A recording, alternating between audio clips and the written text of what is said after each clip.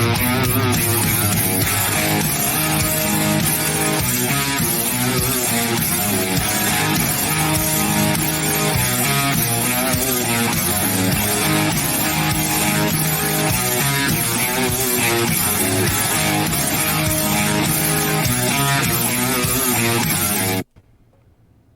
ladies and gentlemen, we are back to watch Rob Knorr and Vegan Gains go at it. Have you guys ever actually had a debate with each other, even one time?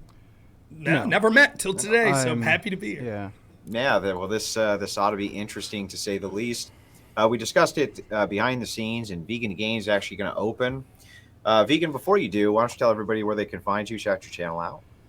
Yeah, so I'm Vegan Gains on YouTube. That's my YouTube handle. I'm also on Instagram now at vegangains.real. I upload mostly stuff about my motorcycles and pets, but also lifting content. And of course, I'm on OnlyFans if you want to see me naked.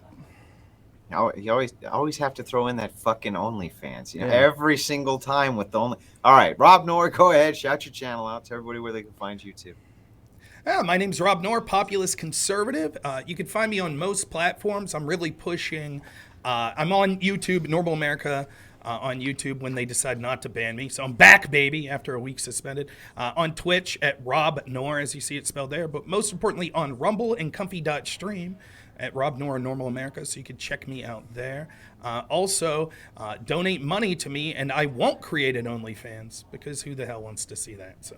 Not me, Rob. I'll be the first one to say, not me. All right, guys, we're going to go ahead and open the debate up. Vegan Gains, you have 7 minutes on the clock. Go ahead. Yeah, so I'm hoping to have a good faith discussion about the details that led up to and caused the Tyre Nichols murder. Not all details about the murder have been revealed. What we do know for sure is that the initial traffic stop was bogus. They illegally stopped him, and as soon as they made contact with Tyre Nichols, their conduct was completely unprofessional and unjustifiable. There's been a lot of theories that have been put out for what happened. It's possible that these were just terrible cops, and Tyre Nichols was in the wrong place at the wrong time. There's an unconfirmed theory that Nichols was having an affair with an officer's wife, and the beating was retaliatory. When I first saw the footage, just the bizarre and aggressive nature of it made me think that these cops might have deliberately stopped Nichols specifically because they had some prior issue with him, or they're trying to get revenge for something he did, or they thought he was someone else. But what isn't really being talked about in the media is that it is entirely possible that the killing had an aspect of racial motivation behind it. And obviously this isn't really being talked about much because all the officers involved in the situation was black, as opposed to quite a few police killings that have had like racial notoriety to them. Where it was all white officers attacking a black suspect, but in this instance, it was a black officers attacking a black suspect. But what we should recognize is that within group racism is quite common. The most overt and common example of this that I think people on the right wing are familiar with is white people promoting hatred of other white people. I'm sure we've all seen some crazy social justice warriors going on and on about how white people are evil, they're colonizers, they want to remove white people from any positions of power due to whiteness being inherently evil. The Rwandan genocide is probably a more comparable example to the Tyre Nichols killing, where black people racially differentiated themselves from other black people by slight differences in skin tone and body shape, where shorter and darker skinned Hutus racially profiled and killed taller and lighter skinned Tutsis, although all these people were ethnically black. Among other reasons, this was partially due to the lighter skinned Tutsis being favored over the darker skinned Hutus by the Belgian colonial rule at the time, despite Tutsis also being a minority. And I'm not saying this is an absolute fact, but I think we should recognize it as a possibility that a similar thing is happening with these black police officers. It's very easy for individuals to view themselves as separate from their own race. It's very easy for people to draw arbitrary racial lines within their own race. it's very easy for people to develop ideas of racial hierarchies, especially when they're forcibly placed into one. And the reality is, there has been a long history of bias against black people in the US. The police force has a long history of bias against black people. And these black officers were put in a position where they had an adversarial relationship with a black majority community and were given near impunity when it came to how they engaged with this community. So I think we have to acknowledge that it is at least possible that these black officers could have developed implicit racial biases against their own race, or developed a sense of separation from other members of their own race, especially due to the hierarchical system they were placed in as police officers, and thus developed more explicit and conscious racial biases and hierarchies of their own, which could have contributed to the killing of Tyre Nichols. And lastly, I think people should consider and think in their own heads, if this were an alternate universe and Tyre Nichols was white, would the officers, under all the same circumstances, have treated Tyre Nichols the same if he was white? In my opinion, I don't think so. So that's my opening statement. All right, thank you for that opening statement. Rob Knorr, you also have 7 minutes on the clock. Go ahead when you're ready. All right, thanks for having me. First, there's some things to say at the outset. I don't know how spicy of a take my opponent's opening statement was, but don't worry, I'll find a way to disagree. So these cases, we have so many law enforcement officers and so many people in this country, and almost everyone has one of these, a recording device, a simple cell phone or something like that.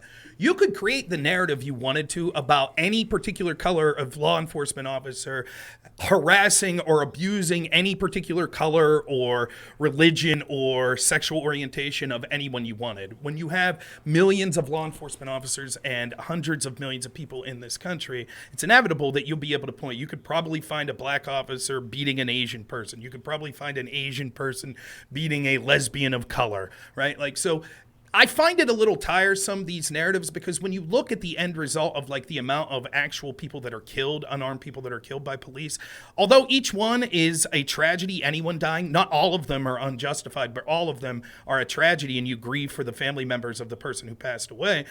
It's easy to use these narratives to divide people and to spin a story by selectively focusing on the issues that you want in the particular racial groups. And this is something that the people that kind of run our institutions and control our cultural narratives, those in our Washington class, the media class, etc., they have a vested interest in keeping us divided and hyper-focusing on these sorts of situations. So I really don't have much interest in this particular case other than to say, looks like the police behaved egregiously, and I feel horrible for the man who died and his family. I really do. Other than that, everything's going to be pure supposition, but that's okay. I'm still game. Vegan Gain says we should accept that it's a possibility, not proven, but a possibility that this was racism. Sure, I guess we could also accept it's a possibility that they're actually skinwalkers and that they're aliens wearing black people suits while being police officers. I guess it's a possibility. Now, obviously, I'm being a little facetious, but yeah, you could say anything's a possibility. I don't know what kind of hot take it is. The point is we have no clue. And in order to try to make the claim that these 5 black officers did what they did to Tyre Nichols because he was black, I think the precursor to that would be some sort of proof that these same officers engaged vastly different when they had as similar situations as possible with white suspects. And I haven't heard any of that alleged. So to just say it couldn't be that these were bad cops, it couldn't be that they were aggressive people. No, we have to focus on whether or not race could have had something to do with it. It just seems like this is pushing a prefabricated narrative that we saw, when it was Trayvon Martin, when it was a white guy killing him, only it wasn't a white guy, it was a Hispanic guy. Or when we saw with Hands Up, Don't Shoot, only that was a lie as well. It's the same bullshit narrative. And I find it interesting in his opening statement, he said, not many people are talking about this being a race issue. Are you shitting me? Do you watch the mainstream media? That's all you hear from people that have a particular bent.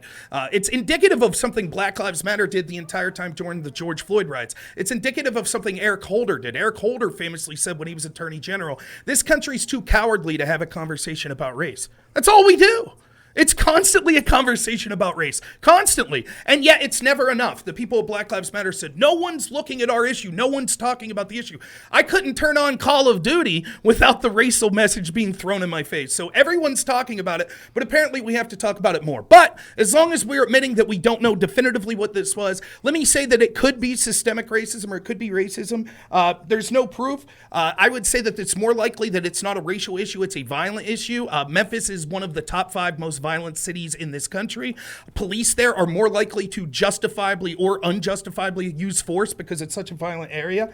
But it also could be racism in other factors, such as racism from the Democratic Party and left-wingers that said all cops are bastards and we need to defund the police, which increased that violence, which means it's more likely that police will have these interactions. The victimhood culture that has encouraged people in the African-American community to say that they're entitled, they never do anything wrong, and have an adversarial relationship with the police that becomes a self-fulfilling policy. Democrat identity politics in cities and the country, which has devastated the economy in these inner cities, which causes increase in crime and increases in violent interactions with police. Democrat policies that incentivize single parenthood, which took a male role model out of the family of so many people, which causes so many negative interactions dealing with the police. There's also the truth that when we're talking about racism, what we fail to realize is that these institutions that supposedly have this racism that's insidious, I'm not denying that there's a history of racism against black people in this country that is unbelievable. It's disgusting. It's a scar on this country that will never fully be healed. But what we do is acknowledge and move forward, but we don't punish people for that. Now, I'm not saying that the ramifications of that still can't be harming people today, but what we see is every institution of power is now playing the racism or the cultural Marxists, saying there are people that are aggressive, people that are abusers, and people that are victims. And now the people that those institutions are doing it directly to are white people, are men, are straight people, and are Christians, all of these other groups that they deem oppressors. So, for example, we could see the CDC, when it recommended giving out what they called were life-saving vaccines, they said that they were going to give it to a group that they admitted would cause more deaths. But that's because there were more black people in the group that they preferred giving it to. We also hear about redlining a lot and about how that led to racism of economic devastation in the black community. Now we have America's biggest mortgage lender, Wells Fargo, and proudly announcing we'll continue to give mortgages to people of color, but not white people. So, ladies and gentlemen, we've gone full circle and we're now at white lining. So all we ever do is talk about racism against people in the black community. I think that that in itself does contribute to a self-fulfilling prophecy. That's something we need to talk about. But most of these institutions are blatantly being racist to or bigoted to the groups that they consider oppressives: conservatives, men, white people, straight people. So I look forward to talking more about this specific case, but that's my opening statement. All right, appreciate that opening statement too. So I expect that this may become a pretty fiery debate. I'm going to try to stay out of it as much as possible unless I need to redirect it back to the actual point, which is Tyre Nichols. But I understand that this may lead into broader concepts and a broader debate, which I'm okay with. Gentlemen, before we get into that, let me just say again to everybody who's just now joining us, make sure that you like, subscribe, share, do all that stuff that you're supposed to do that bumps us up in the algorithm. And also consider becoming a channel member. That's one of the things you can do that helps us more than anything else. And you can also give the gift of a channel membership to one of the less fortunate poors in the audience who can't afford one with your largest. So, and by the way, after they get it, you can call them all poors and shame them a little bit just because it's fun to do. And I don't mind at all. Gentlemen, the floor is open. Go ahead. Yeah, so I think we should probably start by talking about some of the evidence that we do know exists for sure for why this kind of points in the direction to me for why this might have been racially motivated. So first of all, these black police officers were members of a unit called the Scorpion Unit. Very bizarre name for police officers that are supposed to be supporting a community. That name alone kind of shows you there was this kind of adversarial relationship with the community to begin with. Like, they might as well have called it the, I don't know, Cobra Death Squad Unit. It's just a very strange name. Can I interject real quick on that point specifically? I know it was an acronym for, like, community safety something or other. But no, it's not even that. Like, what if I told you this? You don't know where I live, right? You don't know what the makeup of my community is, right? No. Would you believe that me and my neighbor developed the Panther Society because we hate all of our neighbors? Are we racist against them?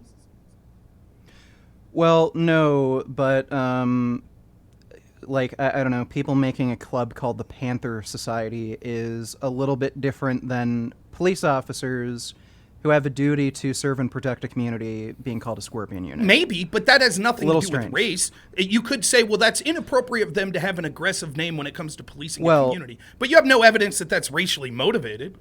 Well, sure, but I'm getting to the point. So they were called the Scorpion Unit. What they would typically do is do pretextual stops. So what that means is this was a unit that was targeting violent crimes specifically. When police officers have too much time on their hands, they're not actually dealing with crimes. What they'll do is they'll conduct bogus traffic stops as a pretext for conducting further investigation so that they can see if they can find guns or weed and then press like harsher charges. It wouldn't surprise me if they would target black people specifically more than white people. I know it was a majority black neighborhood that they were in, but it wouldn't surprise me. I don't know for sure, but what we do know is that the traffic stop was bogus. We know that for sure. It was a horseshit traffic stop. The reason we know this is because when Tyre Nichols was taken out of the car, he was saying, he was very calm and he was compliant. He was saying, okay, I'm listening. I don't understand what I did. He was very confused. When he ended up running away and other police officers were on the scene and they were talking to the initial arresting officers, they asked, what did you stop him for? Like, why are we trying to chase him? They didn't give a reason. The reason they mentioned in the police report that they filed later was that he was guilty of reckless driving. They didn't mention that it was for reckless driving. They just said he ran away.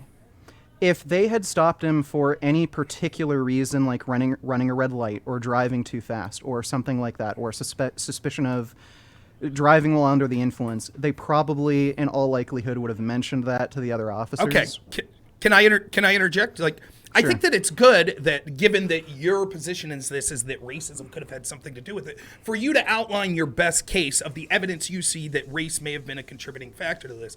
And when the best you have is, I wouldn't be surprised, I don't have proof, but I wouldn't be surprised if race was an issue. I mean, that's nothing. That's the end of the debate. That's you literally, like, you need some sort of evidence to make the. For example, it would be absurd. Just real quick. Well, okay, but so far, what you've outlined, the Scorpion thing, it had nothing to do with race. What you've outlined so far, none of it has anything to do with race. It would be similar if I did this. If I said, I assume, based on the disagreement that Vegan Gates and I are having here, that he's racist, and people would be like, well, why would you assume that? Well, he's disagreeing with me. Right? And he seems like someone who's going to passionately disagree with me while saying that his side in this is right. They'd be like, right, that's what you're expected to do in a debate. Well, I wouldn't be surprised if race has something to do with it. Like, people would say, you're fucking nuts. You need some sort of proof. So I've yet to see even one iota of anything you suggest. It sounds like it is an equally, if not more plausible explanation to say this. They were in a community that was primarily black. They probably deal with a lot of violence in that community, seeing as how Memphis is the 5th most violent city in this country. And that probably means they get a chip on their shoulder, and they probably do shit that they shouldn't be doing. But I don't see any evidence that that's racially based. Well, I think probably the strongest evidence that we can tell for sure, that's empirically verifiable, is they actually used black signifiers when they were engaging with Tyre. When they pulled him out of the car, they were referring to him as nigga. They said nigga multiple times. When Tyre escaped, and the second time they engaged with him, and you can see the body camera footage, they were calling him brother over and over again. This isn't something I would suspect even black cops to call a white person. I've been in black communities before, and I've been to schools with a lot of black kids, a lot of white kids. I've never in my life seen black people refer in casual conversation or during fights refer to a white guy as nigga or a white guy We just like as brother. abbreviate. Can we abbreviate Sure, that sure. for TOS Well, purposes? I mean, you got a kind of a free pass because I'm black, but see, sure. okay, And it's, if- it's not a hard Yeah, R. It's not a hard okay, R. I know, So- but let's. Sure. Yeah. So if I could Call them- jump in here, if I could jump in. So this is your best evidence that black cops talked to a black man and used the N-word and called him brother. And you said you've never heard in a casual conversation black people say that. Now, I know Andrew's not part of the debate. He could choose to confirm or deny this if he wants, but I know a lot of the people that watch Andrew possibly watched him when he was on a show that I hosted called Drunken Debates. And one of the people that were on the show the one week was a man by the name of Joe Lewis, who happens to be black. And Joe Lewis, every time I interact with him, ends up saying, "Come on, N-word, what you saying?" or something like that. It happens quite frequently. I've seen this happen dozens of times in panels and interaction. And that's just little old me interacting with people on here. I refuse to believe that a black person calling a white person the N-word or calling another black person the N-word or brother is somehow significant that it proves that they have a racial bias. If that was the case, I pretty much think every public black entertainer now has to be accused of racism because I've heard them call other black people the N-word umpteen times. Well, the point I'm making is that they specifically chose to use racial signifiers, normally during a stop. I've watched Cops quite a lot. I've seen A&W's or A&E's series where they it's a similar thing to Cops. I've seen black officers deal with like black and white suspects. They typically don't use racial signifiers. So clearly these black officers cared about Tyre's race enough to use black signifiers to identify him and recognize him as a black man, which is a little suspicious. Not only is it a bit unprofessional to use language like N-word, get on the ground, I'm gonna tase you, N-word, or I'm like, brother, you gone fucked up now, brother, you fucked up, we're gonna get you. Not only is that, inappropriate, I think, in a workplace context, but again, they deliberately chose to use racial signifiers. That's not normal for police to use racial signifiers when dealing with a suspect. If I may, it's also not normal to throw haymakers when they're handcuffed. Like, no one's arguing these police behaved in a professional manner. I'm far more concerned about their actually killing of this man and inappropriate beating of him than they used harsh language while they were doing it. Let me give an ulterior explanation. These cops probably weren't the most professional. In fact, I would argue, thanks to movements like BLM and defund the police, and all cops are bastard, what we've done is we've made it so no one in their right mind ever wants to go into policing. And so we see numbers of police dwindling in these violent cities, which is leading to the very communities that these groups said to want to protect, inner city communities. Now we see violent crime is rising in those areas, which has predictably led to a glut in the amount of officers. And so they're now lowering the standards.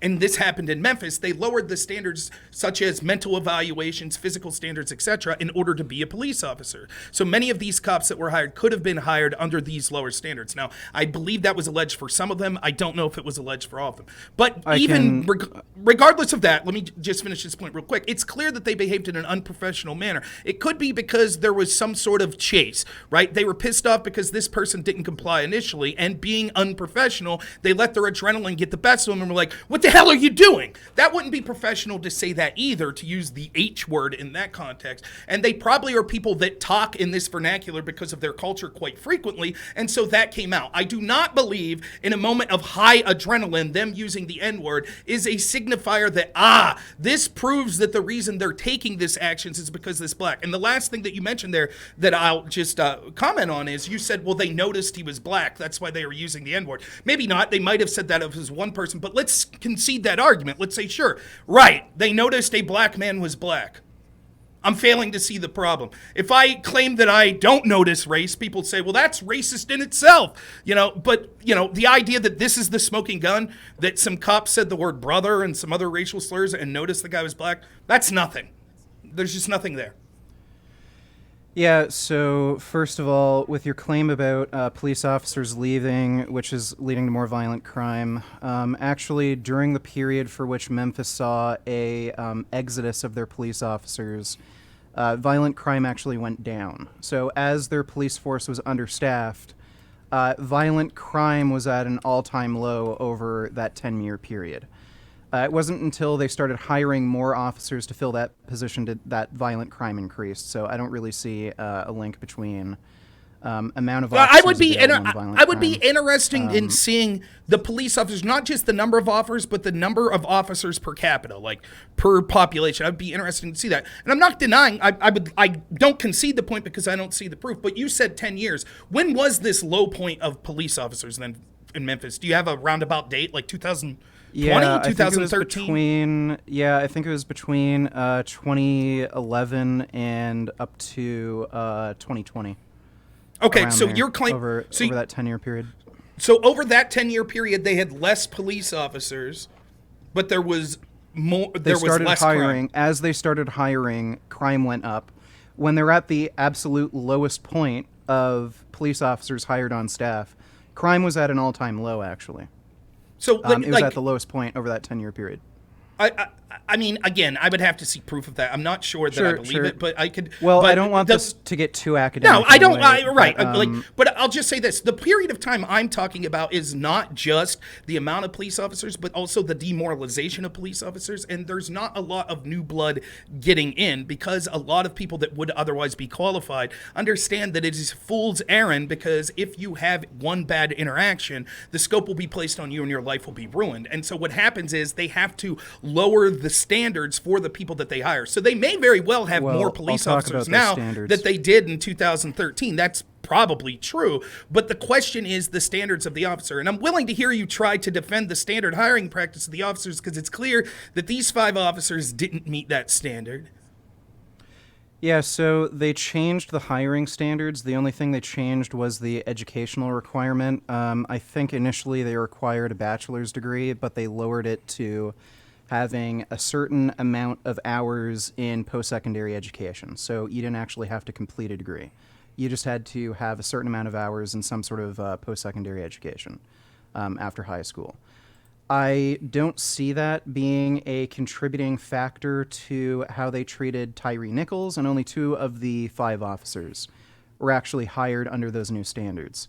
So all the other officers had a minimum of a bachelor's degree. 2 of them may not have had bachelor's degrees, but they would have had to have completed a minimum amount of post-secondary education. I don't see the difference between. God, I'm sorry. I didn't mean to. Well, I just don't see the difference between saying having only a high school degree and then having a few hundred hours of some sort of post-secondary education versus having a bachelor's degree would turn the situation from legitimate stop, nobody got beaten or wrongfully arrested or dead versus what happened here in the Tyre Nichols case. I don't see the educational difference.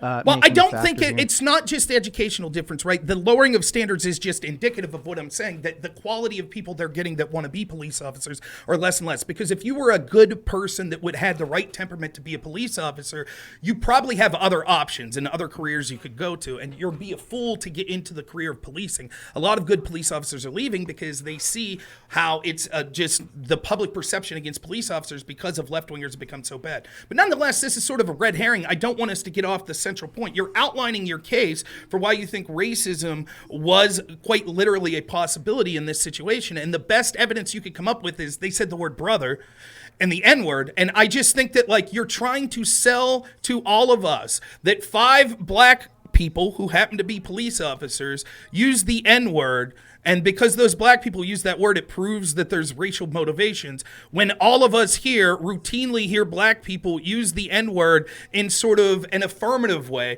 a positive way to other black people all the time. I just don't understand how you could make that leap, and you're literally saying this is your best evidence.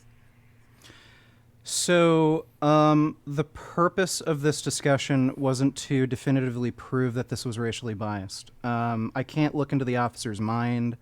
Not enough information in the case is really being released to definitively show what exactly happened and what the motivations were involved. My case here is to acknowledge that it certainly is a realistic possibility. And I think given enough of a history with race relations around the world, what we know about within group racism, and what we know about the police force and the interaction that happened with Tyre Nichols, it is certainly possible. And I think you're kind of minimizing the N-word thing, where these police were using black signifiers. Again, if you had to arrest somebody and it was a tense, hostile situation, like if you see the video of the Tyre Nichols arrest, it was very hostile from the very beginning. It would just be strange to me if I was in a situation like that to add racial descriptors rather than just say, get on the ground, put your hands behind the back, put your hands behind. Why did they add racial descriptors? What it seems to me, what is likely, is that they were using those racial descriptors as a means to differentiate themselves from Tyre Nichols. He was a black man who they wanted to be a thug. And again, they had this relationship with the community. They were a unit that was supposed to deal with violent crime in particular, in a mostly black neighborhood. It is likely that they use these racial signifiers as a means of differentiating themselves from that community and from Tyre Nichols, where he's a black thug, he's an N-word, and they're above that. And again, they're in a higher hierarchical structure than Tyre. They're police. I don't see any proof of that. That is just all assumption. What if it would turn out over the course of this trial, right, that the prosecutors make this argument and the defense is like, here's the pickup police basketball games at the local YMCA that we always film because it's funny. We like to show clips of them at the police ball every year. And here's these guys playing. Pass me the ball, N-word. Whoops. They just called each other the N-word. Therefore, they're not differentiating. Would that be enough for you? If we found any evidence whatsoever that any of these 5 police officers had called each other the N-word in the past, you would say, oh, well, that's evidence to me that they're not differentiating themselves because they're using the same language to describe themselves. So you should view the N-word kind of like how Australians use the word cunt. It can be an endearing, and it often is used as an endearing term at this point, where, like, sick cunt. It's an endearing term to me and somebody's awesome. Or they'll say to your friend, hey cunt, can you pass me the beer? Like, it's a friendly term. When you hear people in the black community saying, like, N-word, pass me the ball, or you're my N-word, that's an endearing use of that word. In the context that they were using it with Tyre Nichols, it was not an endearing use of the word. It was an insulting use of the word. But you just proved my point. Look, you can hear in rap lyrics. You can hear in rap lyrics where, like, rappers will say, I'd blast that N-word. Clearly, it's not an endearing use of that word. Right. So, okay. So is that right? Just real quick. When the rapper says, "I'll blast that N-word" to another black guy, is that racism? Sorry? When a rapper says, "I will blast that N-word" in a rap song, is that racism? Probably not. It could be though. Right, but you could say that. Name me one topic that we could talk about that you couldn't say probably not, but it could be. Well, I guess if it probably would. But you could make that claim about anything. Like, you could say, anytime someone criticizes someone who's Jewish, that could be anti-Semitism. Anytime someone criticizes someone who's Hispanic, that could be bigotry against Latinos. Like, I guess it could be, but we need more proof than they use the N-word or use the word brother. And when you're admitting, well, the thing about the N-word is there's so many, it's colloquially used. It could be a good thing. It could be a bad thing. Like, all this proves to me is that they were unprofessional, that they were amped to shit, right? And we could see the results of that. I'm not defending their behavior. But none of this, when this is your strongest evidence towards racism, and I understand you're saying, well, I'm not here to definitively prove it, but this is the problem. When you delve into this foray, and we could see, I hope we get to it, what the end results of trying to make everything about race is and how it actually exacerbates things and makes the very problems worse that you claim to want to solve. Like, I think it's incumbent on you having more evidence to delve into this, just like, well, my gut feeling is it could have been that. That's just no evidence. What's the debate to be had here? Well, again, my point that I'm trying to make is that there's a relatively high probability, if I had to put a number on it, I'd say like maybe 25%. There's a fairly good chance. And again, this isn't about any one particular piece of evidence. This is about a greater picture. It involves institutional racism. It can involve implicit bias. It can involve explicit developed biases due to hierarchical systems that are created. Again, they're part of the Scorpion Unit. They're patrolling a black community. They automatically have an adversarial relationship with the community. They are making pretextual stops. They stopped a black man in particular. They used racial signifiers. All of this, again, leads me to believe that there's a very high likelihood, and black on black racism, and I mean racism within a lot of different groups, is a bigger problem than I think people realize. And I wish the discussion around the Tyre Nichols killing, it shouldn't just amount to, well, since all the officers were black, I guess they were just shitty cops. I think there's more meaningful conversations that we can have, and even if it isn't the case in this killing, that it wasn't racially motivated, I think it is a meaningful conversation to have and to at least acknowledge the possibility that it could be racially motivated. I mean, there's crazy shit that you can see online. I mean, there's that black woman on Dr. Phil who was literally saying black people are inferior, and she refused to acknowledge that she was part of the black race. You see smaller microcosms of that in daily life. The YouTuber Low Tier God, who recently got banned from YouTube, black guy, extremely racist to black people.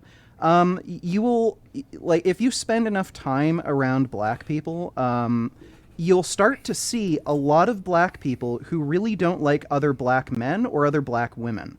You often see this, and you will see them using terms like, oh, I'm not like this crispy, black, dark, ugly skin. I have this nice peanut buttery complexion. They'll use terms like that to try to racially differentiate themselves from other black people. Sure, this happens all the time. You primarily see it with left-leaning black people. For example, I remember the whole Donovan McNabb's not black enough, right? There is a cultural phenomenon that occurs a lot in the black community where people say, this is blackness, and if you do things like get a proper education and things like that, you're not really a black person. Or as Joe Biden put it, you're not really a black person if you don't vote for him. I'm getting a lot of like weird tangential, thoughts on the transgender issue. I give you a big chunk there. Sure. I'm getting some tangential thoughts to the trans issue, where it's like what we've learned from the trans community is the best women are men. Now I'm learning from the black community the best racist against blacks are other blacks. Like, yeah, no shit. There are black people that could be racist against black. I don't disagree with that. The problem is when you always have to have, anytime a black person is a victim, or that there's any interaction that portrays a particular black person in a negative light with some sort of enforcement authority, we always have to say, was racism? Sometimes racism doesn't exist. Maybe it's worth talking about the problems that occur when you always have to say, well, racism's a possibility anytime a black person's involved. I think it's belittling. It leads to a bigotry of low expectations for black people. I think that we should have agency to understand that there are shitty people that will enact shitty to a person even if you happen to be black, and it might not be because you're black. So again, I don't see evidence. I don't mind saying, sure, race could be a factor. There are black racist people out there that are racist. All that's true, but we see no evidence in this particular situation that was the cause. It seems more likely that if we're really concerned about having a productive conversation, we should talk about the things that are really impacting inner city black communities, such as the establishment and Democrat control that's keeping them basically on a Democratic plantation and that's causing violent crime to spike in these neighborhoods, predominantly from other black people. These cops were in a very dangerous community. They acted shittily. I'm not defending the police officers here, but you're more likely to get cops engaged in violence legitimately or illegitimately in neighborhoods where there is increased amount of violence. And so the question we should be asking ourselves is, why is that sort of violence occurring? Not just shouting racism as the end-all be-all answer, which we've been doing, the Democrat Party's been doing for my entire life, and yet things aren't getting better. I wonder why. Okay, well, the reality is police officers are more likely to die from COVID than from any job-related deaths, including interactions with civilians. It's pretty rare that they ever die due to civilian interaction. So to say their job is particularly dangerous and to try to hand-wave away that there could have been biases within the police force and they just have a chip on their shoulder because their job is so dangerous, I think that also leads into a racial discussion.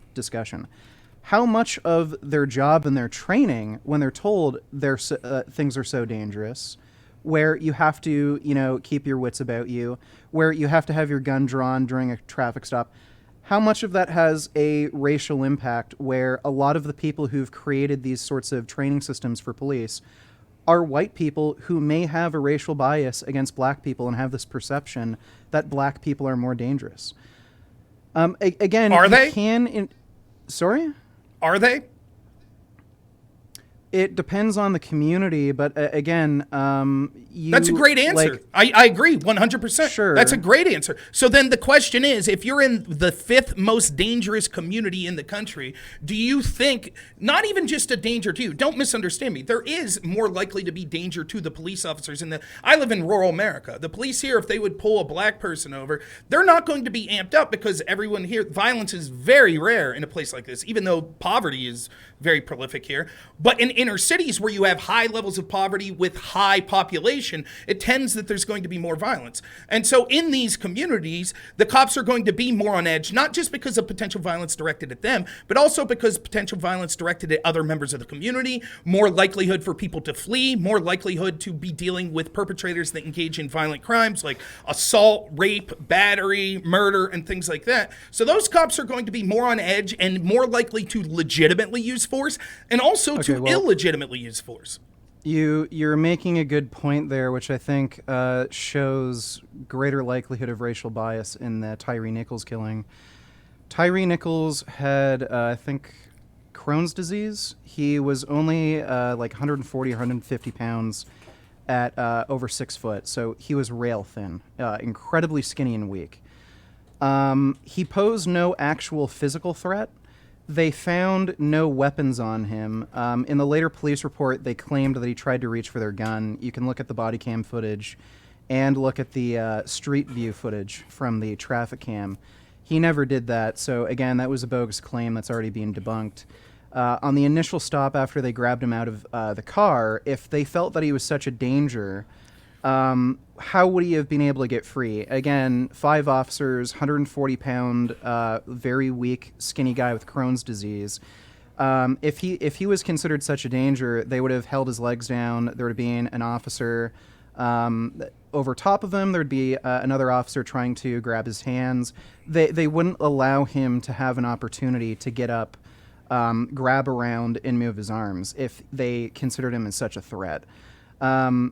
And again, if they thought he was such a threat, they wouldn't have chased him down the way they did. They would have gotten more backup. And they just kept beating him when he was handcuffed. Like, at no point in time did they see this guy as a threat. So that's not really a good... Well, just a second. Like, that's just not a very good argument, and it just points more in the direction that this was racially motivated and not a product of these police having poor training and being in a very bad, dangerous neighborhood where they might end up getting a chip on their shoulder. So again, right, first off, your size relative is sort of irrelevant as to whether or not you could engage in acts of violence. We live in a world where everyone could have a firearm that could make an 80-pound grandma. Well, he didn't have a firearm. Right, but it's not in just what this particular incident was. It was what these officers possibly deal with on a daily basis. In general, it makes sense that officers that are in more violent communities are probably more likely to use violence themselves, justified or unjustified. Now, again, you're talking about the failings of these officers, which I'm agreeing. I'm agreeing that these officers were terrible. Now, Tyre Nichols did bad stuff, too. He fled from the police, and we need to have a conversation of how this constant talk of systemic racism policing is leading to people in the African-American community more likely to not comply with police, which then amps them and the police up, which causes more of these incidents. Remember, after George Floyd, the infamous man who fled a Wendy's and then stole the taser off the cop and shot the cop and then ended up getting shot and killed himself. That's sort of what these conversations lead to. It's this perpetual victim mindset. But again, nothing that you just said there justifies race. Let's concede the whole argument. Let's say, fine, they knew this guy wasn't a threat and they were just a-holes that were looking to take aggression out. Prove that race had an issue to do with it. The other thing I'll say real quick there that you mentioned, you said a lot of these training programs are created by white people. Probably true. That could be true. But there's also more and more policing and more people, not just in areas of governance, but developing these programs and having the laws in local government that are black. And I don't know specifically Memphis, but my guess would be it would be similar to places like Minneapolis that we saw with George Floyd, where the council, the council president's black, more than 50% of the police officers are black, the people that are in charge with implementing the policies, such as attorney generals and stuff like that, are black. So we're in this sort of, what it looks like to me, and you tell me if I'm wrong, is everything's racist all the time. Even if we had all black people writing the policies, we'd say, well, black people could be racist too. And so just because a black person created the policy doesn't mean that it's not so when you say it could always be racism, that's constantly going to be the conversation that a certain racial grifting class has. We could give infinite reparations. You could set the number right now. What is the amount of reparations? What is the amount of control of the levers of governments that black Americans can need? You could say $1 billion to every black American and 99% of all public institutions ran by black people. And the moment that there's a bad interaction from police and a black person, they'll say, well, it's still systemic racism. Even 40 years from now, they would still be saying it. So this is when you say it could be, right. It's anytime there is an interaction with any authority figure in a black person, it could be racism, even if it's black. Well, black people could be, even if it was written, the code was written by a black person. Well, they could be racist too. But you don't have any proof. And what's this conversation get us, right? Why aren't we instead having a conversation about the people that are actually running these things? They don't give a shit about the black community. They don't care. They're using the language that you're using as lip service because then black people support them. They say, yes, the Democrats care. They care about the black community. And yet they constantly run these towns and things get worse and worse and worse and nothing ever changes because they just use you as a token. That's what they're using the black community as. And meanwhile, the very policies that they're pushing, such as erosion of the family unit, attacks on masculinity, attacks on Christianity, defunding police and things like that, that's actually exacerbating the problems. Why don't we have a conversation about funding the police? We should have more training for the police. We should have more surveillance devices so we can monitor the police. Instead of defunding police, why aren't we funding them? Well, because then that would get us out of a conversation of racism. And no one wants to do that, apparently. Okay, a few things to say there. First of all, this is like kind of basic math. Again, I don't have the most unreasonable position where I think this had to have been racism. Like I said at the beginning of the debate, I just want people to acknowledge that it's a likely possibility. So when we just look at like basic math, if the three basic possibilities are, okay, maybe these cops were on edge, had a chip on their shoulder, had some bad training, and they were genuinely like worried about Tyre Nichols for some stupid reason, and then they acted completely badly. Other option, they're just fucking assholes. They're looking to fuck somebody up. Other option is they're particularly biased and racist against other black men. If we eliminate that possibility of they were legitimately afraid and worried and some of their training kicked in, well, then we have those two other options. The percent chance of that racial bias goes up. I'm just trying to get people to recognize that. Again, in my opinion, I think there's roughly a 25%, right. Like roughly 25% chance, in my view. That's still most likely not the case. So if that's the case, fine. Right? Right. But let's say that our discussion here, obviously it's for content, obviously because we're having a disagreement, a debate, that's what goes on. But if we really wanted as a nation to have a conversation to lessen violence against the inner city black community, or violent interactions between police and people in the inner city black community. And we're saying, well, there's one possibility that's 75%, and there's another possibility that's 25%. Why does it seem that 90% of the conversation surrounded about what you say is 25% chance? Well, I think it's a more meaningful discussion given the circumstances around this particular killing. I just want people to acknowledge that there are potentials for black officers to be racist against members of the black community, and I think that's its own unique problem that nobody's really talking about. A lot of other people are talking about police funding, training, what jobs the police should be, but I think this is an important issue that people are glossing over, so that's why I'm talking about it. Secondly, I disagree. I've heard this all over the place, but... Well, if we're talking about mainstream media like CNN, stuff like in alternative media like Young Turks, they're mentioning it, but I don't think they're really talking about it as enough and as strongly as they could. I've seen them mention it. But to get to some of the other points you made, you talked about like defunding the police causing problems. Well, if you defund the police, that could potentially reduce the amount of work they do and not necessarily interfere with like training resources. So one argument for this is police should not be performing traffic stops, and there should be a different type of traffic enforcement, kind of like how we have parking enforcement.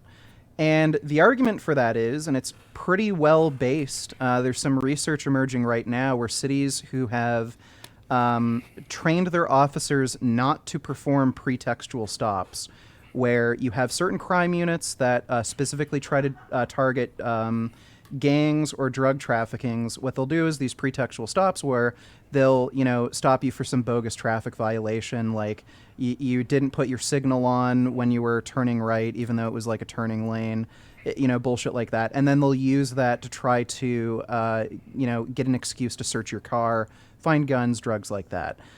Cities that have actually gotten rid of pretextual stops have seen a pretty dramatic decrease in violent crime, specifically. So the people who are legitimately... Give me an example of one of these cities. I can't remember the city specifically, sorry, but you can look it up with cities that have gotten rid of pretextual stops. Can I name a city and you tell me if they do pretextual or not? Would that, like New York, I can just Chicago, try and see. New York, Chicago, Philadelphia, Atlanta, like any of those major cities, Memphis. Let me see if I can. Let me see. I think, San Francisco. It was San Francisco who recently got rid of pretextual stops, and they've actually seen a decrease in violent crime. I think there was some other city recently that also did that. More police agencies are recognizing that pretextual stops, again, not only creates a problem within the community, where if you're getting stopped by the police for bullshit fucking reasons, like, people aren't going to respect the police. It's literally just harassing people. Not only have reports against the police reduced dramatically after they got rid of pretextual stops, but violent crime has just gone down as a result as well. So limiting some of the actions that the police can do where you can get a situation like the Tyre Nichols case, if these police weren't doing that job where they're doing a pretextual bullshit fucking stop, well, then you have another traffic enforcer that would have stopped Tyre Nichols, nothing would happen. Like, generally speaking, if people know they're getting pulled over by somebody and they can't get arrested and all they're going to get is like maybe a $50 fine, things are probably just going to go a bit more smoothly. So people who are talking about defunding the police in an actual serious manner, what they're talking about is really rolling back some of the responsibilities of the police. All right, so there's so much. So there's so much that you said there, right? Like, I'm going to need some. I'm not one to normally do this, but I'm going to need some sources because some source on this, and let me tell you why. First off, San Francisco famously has basically stopped policing any sort of property crime, and it's a shithole. People are fleeing because there are people defecating on the streets, shooting up on the streets in front of children, just walking into department stores, stealing stuff. I know when it comes to crimes like burglaries, car theft, and things like that, those are through the roof. I'm going to look at the violent crime statistics and see if it's true that violent crime in San Francisco has been going down. I don't think that's the case. But if it's true, it might just be that... Violent crime has been going down practically everywhere. That's not it's true. Only spiked a little bit due to COVID, but violent crime has been going down practically everywhere. That's not true, and it's not due to COVID. For example, in Canada, we could see while COVID hit, violent crime has actually gone down. But in the United States, it went up. People just say it's due to COVID. It's not. People are locked down more. It's due to the fact that... Okay, don't even use that word either. Just lockdowns, please. Yeah. Nonetheless, right, skipping that point of it, you're making this affirmative claim. I'm telling you, like, I'll just leave it to the audience. Do you think policing in San Francisco is the direction the country should go? And then there's all sorts of other questions, like with exactly what you're talking about, right? So first off, you're just wrong that this is what people were talking about. They were talking about, for example, in Minneapolis, I believe it was maybe Portland, Oregon. The mayor got booed because he wouldn't commit to a total defunding of the entire police force. This is what many activists that talk about systemic racism talk about. And they'll say things like this: oh, domestic dispute. Don't send a police officer, send an agency, send a human resources person, right? So let me just ask you, let's go through it real quick. Like, so under your scenario, we don't have a cop pulling people over for speeding, say. What would that person's job description be? It's no longer a police officer? Just traffic enforcement. So they can't perform arrests. They can't perform investigations. The only thing they can do is give tickets. So it's like a meter maid. Kind of, but only Are for they traffic armed? infractions rather than parking. No. They armed?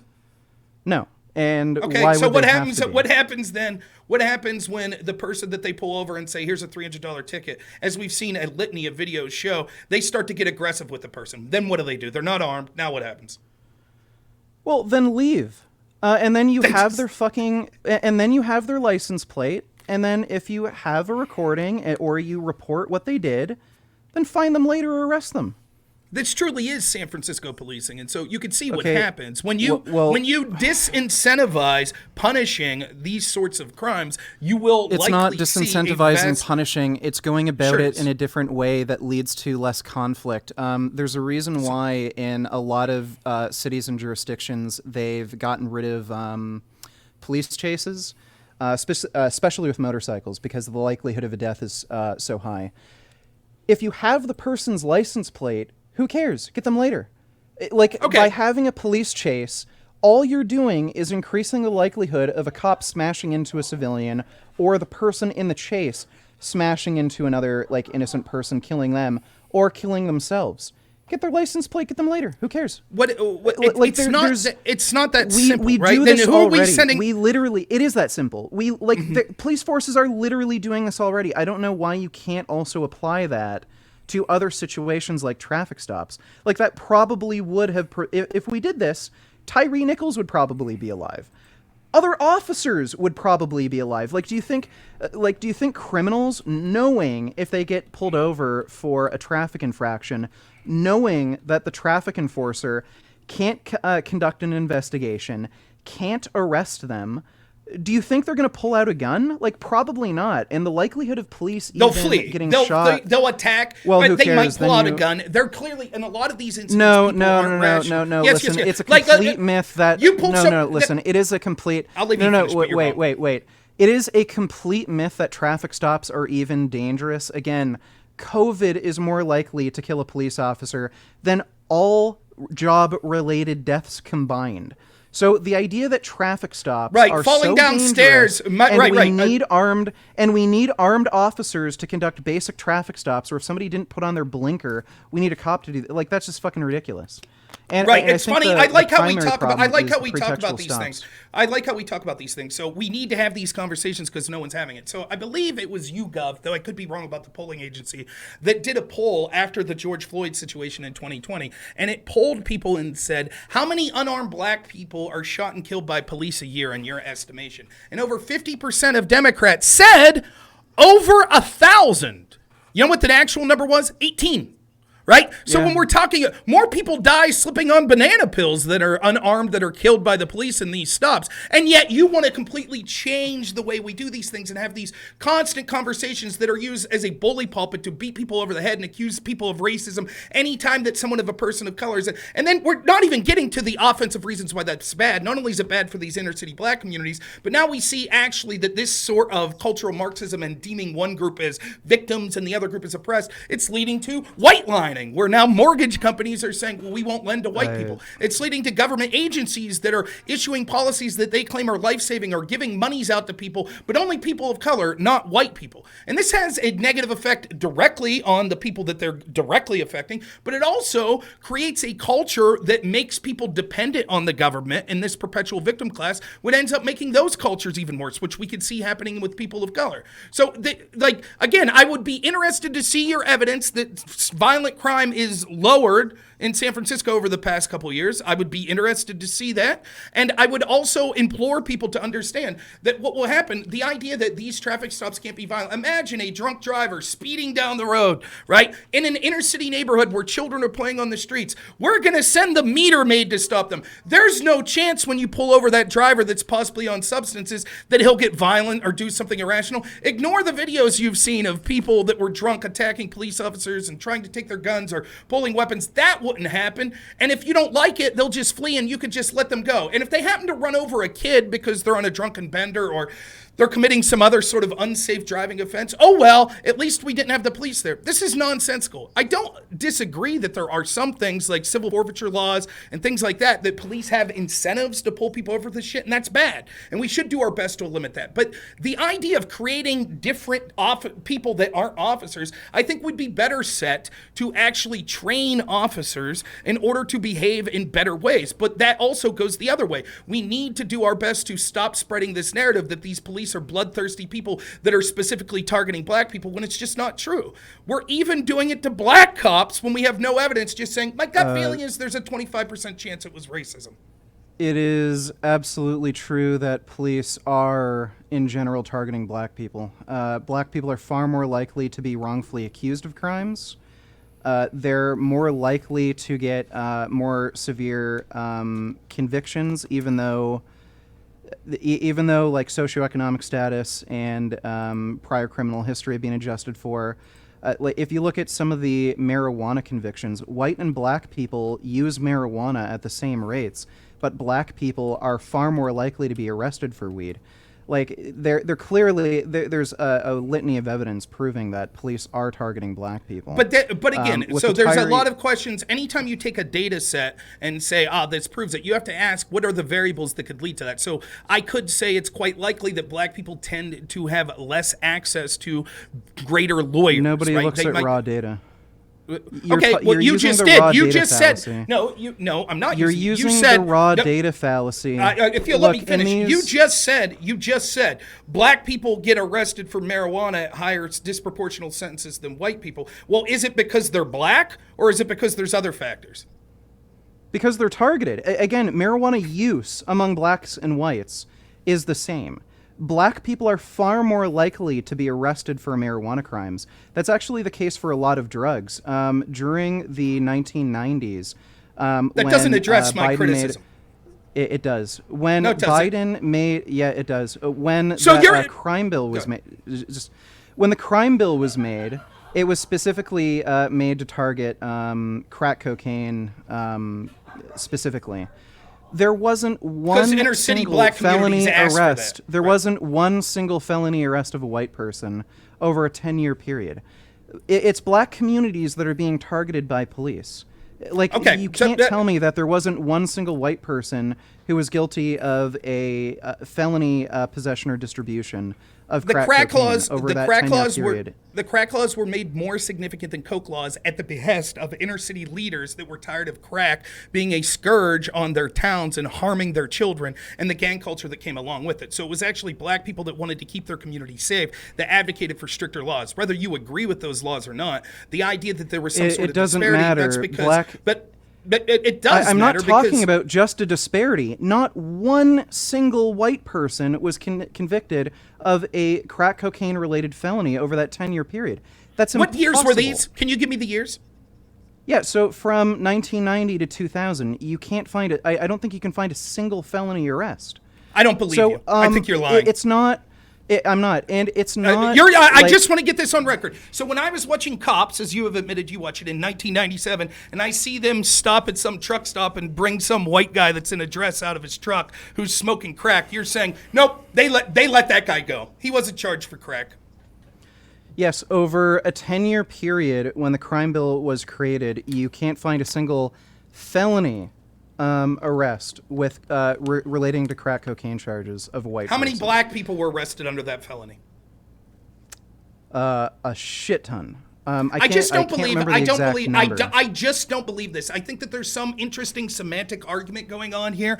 That like the way I know that white people were arrested for having crack. I refuse to believe that cops were pulling over people. Right. That's what I'm saying. So that let me ask you this though. So it doesn't answer what I'm talking about variables and like there could be reasons for this stuff, which we'll get to in a minute. Don't worry. But would it be if I could say real quick. So if I could say there's another group. If I could say there's another group that Please, you clearly have something very important to say. Hang on. Well, I want. So you made this claim that there could be other variables involved. You're using this raw data fallacy. If you look at any of the research on conviction disparities or arrest disparities, they factor in socioeconomic differences. No, they factor in behavioral differences. Nobody looks at raw data. You're not just going to find. Yeah, they do. You can literally look at some of these papers, and they'll tell you what adjustments they made to the data set. I've looked at many of those papers, and it's impossible for them to come to the conclusions that they want. But it doesn't matter anyways, because even you're not just saying they've drawn this conclusion. You're citing the numbers, right? You're saying they were twice as likely and things like that. But let me ask you this: given that, right? If I could point to another group that the disparity was even greater, then you would admit that the cops have even more of a bias against that group, correct? If you could prove that, if you can prove that, say, drug use is similar among groups, but arrests are far higher, then yeah, that would be extremely good evidence of. So I don't have like this study. Disparity. I don't have this study in front of me. I could send it to you afterwards or look it up if you want. But according to the University of Michigan study, they found that although there is a disparity between white and black people, there is a far greater disparity in all things that we consider law enforcement: likelihood to be pulled over, likelihood to be arrested, likelihood to be convicted, length of sentence. A greater disparity than that of what blacks to whites. And you know what that disparity is? Men to women. Yeah. So would you admit that our police is biased against men, correct? Systemic bigotry against men. You agree? Well, certainly. That's it, right? That's all it takes. That's absolutely true. So now I'm glad you admit it. You're the first person. thing, You're the first person that I've heard admit this. So let me say what that does. I've really wanted to debate someone that said this. So what this does is it shows to all of you out there how nonsensical it is to believe these sort of disparities speak indicatively of the culture of police or whether it has to do with bigotry or something. Because every one of us listening know that men are more likely to commit violent crimes, more likely to engage in aggressive behaviors to police, more likely to not be able to have like sort of lawyers and stuff that women, because there's advocacy groups to help women with these sort of things. Like, we all know that, right? Now, that's not to say that there aren't legitimate things in the law enforcement system that negatively affect men, but the fact that my entire criticism here is that there are variables that could lead to these things. All he needs to know is, there's a disparity between men and women. Yep, that proves bigotry. That's the same level of analysis that we have when it goes to race. I'm not. You keep using words fallacy again. Rob, let him respond. Let him respond, Rob. You're making the raw data fallacy again. When you conduct research on, say, arrest disparities between men and women, you have to look at things like actual convictions. You also have to look at things like the amount of interactions with police. All this research accounts for that. You're never going to see a study that publishes just raw data with no adjustments to the data. So yeah, if you look at this, if you account for the amount of interactions with men and women in the police, women are far less likely to be arrested. In the courtroom, they're more likely to get favorable sentencing. I think especially when it comes to sexual-related crimes like sex assault and molestation. If a woman, say, molests a child, they're far less likely to get a harsh sentence than a man will. So that is a fact. There is a bias in favor of women by law enforcement and the court system. But it is also a fact that men are more likely to commit violent crime. Women are less likely to speed when driving. Like, all these things are true, but you don't just find these raw data sets and without any adjustments or any consideration for confounding variables. So what you're committing is the fallacy of lefties that use the word fallacy. Like, that means that they're making some sort of intelligent argument. It's a dime a dozen. I see you people do it all the time. Why don't you send me the study that you're talking saying about? Something that's Send untrue. me one of the studies you're talking about, and let's go through their methodology to see how they were successfully able to eliminate all these variables. Go ahead. Well, it would be relatively easy. I don't want to have this to be too academic, but the point I'm making is when there's research on things like disparities when it comes to arrests and convictions, other factors are taken into account than just simple environmental associations. So, like, again, when you're looking at severity of punishment when it comes to the difference between men and women, they're going to factor in crimes committed, severity of the crime, prior criminal history, and socioeconomic status, and also race is involved. So you can adjust for all those factors and have an apples to apples comparison. And then, yeah, when you crunch the numbers, you will see with remarkable consistency that women do get lesser sentences for committing the same crime, even with similar criminal history. All right, Same I with, read the same studies I associations read. can be made with between Right. white and black. The studies I read said actually white people are disproportionately affected by police, and it factored everything in. So that's the studies Sorry? I read. The studies I read said that actually white people are more once you factor everything in, white people are more negatively affected by policing. There's a bias against them. So, Do you mean in police shootings? I mean all across the board. And the studies themselves never- said right there, they said we took everything into account. We did. So you concede then.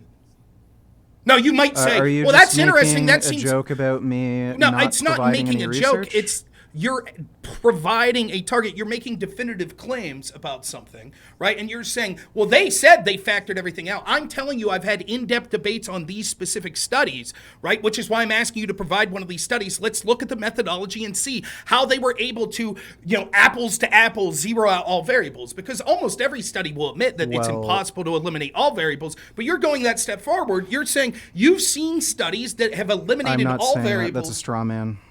What did you say then? So I didn't say you can eliminate all variables. Every study is going to have limitations. What I said is you're never going to see a study that just looks at raw data and just presents an environmental association they found. You can look at variables and adjust for those variables in the data set. That's all I said. And that's the only argument I made. What you are saying is none of these studies are worth anything because, just because you can find an association of black people being arrested more, that doesn't mean anything.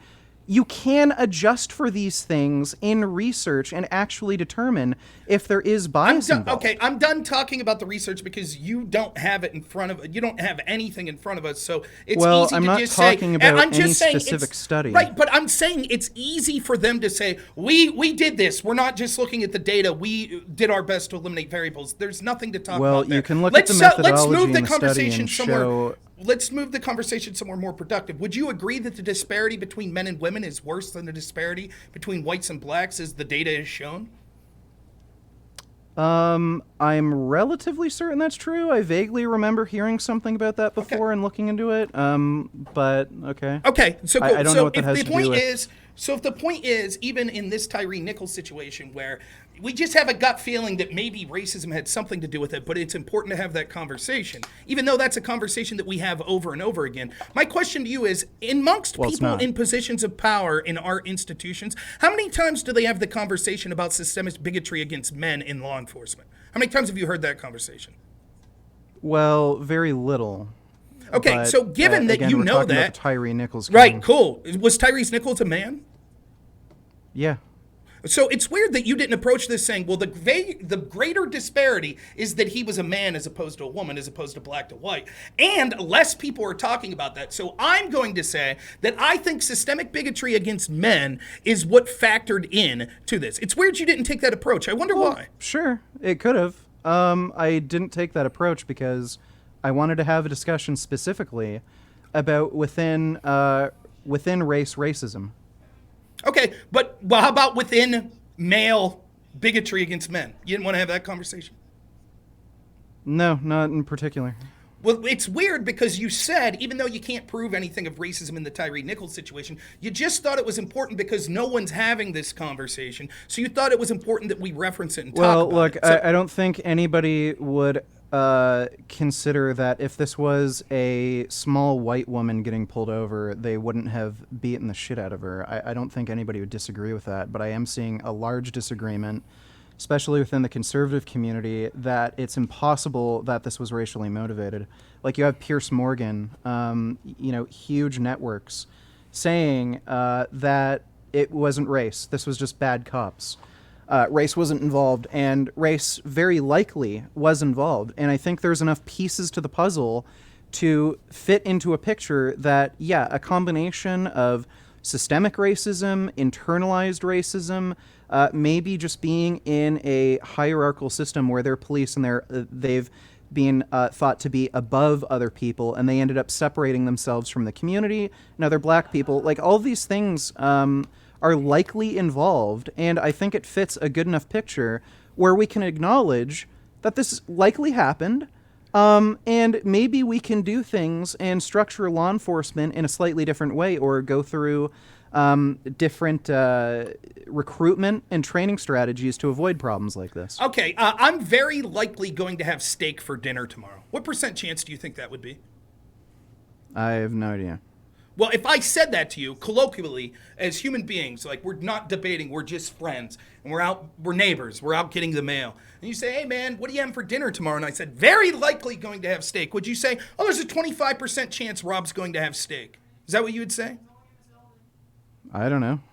You would probably say very likely means more than half chance. Very likely to me, when I hear someone say that, like more likely than not. That's what very likely means. So you keep saying, like people like Pierce Morgan that said, I don't see evidence of racism. To me, this is evidence of bad policing. You're like, well, I think that's wrong because it's very likely race was the factor. And then when I'm like, well, what percentage do you put it? You're like 25%.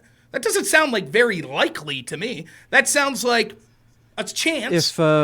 If we were playing Russian roulette and there was a 6-cylinder revolver and I put a bullet in the gun, would you say there's a pretty likely chance that if you put the gun to your head and pulled the trigger, you'd die?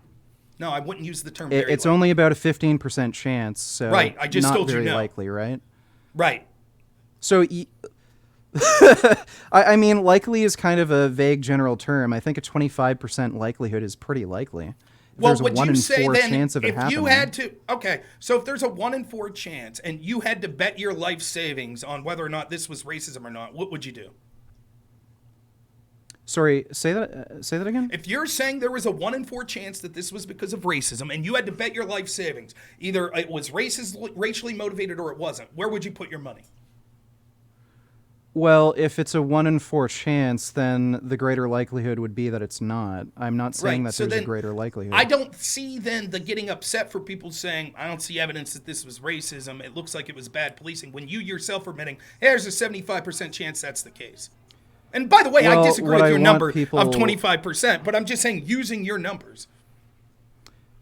Well, again, if you look at my debate introduction, I just wanted people to acknowledge that there's a fairly high likelihood that this is a possibility. And even if it can't be proven, I don't think it'll ever be proven, it is an important discussion to have, because racial discrimination by the police force isn't just going to be committed by white officers. It's also going to be committed by black officers.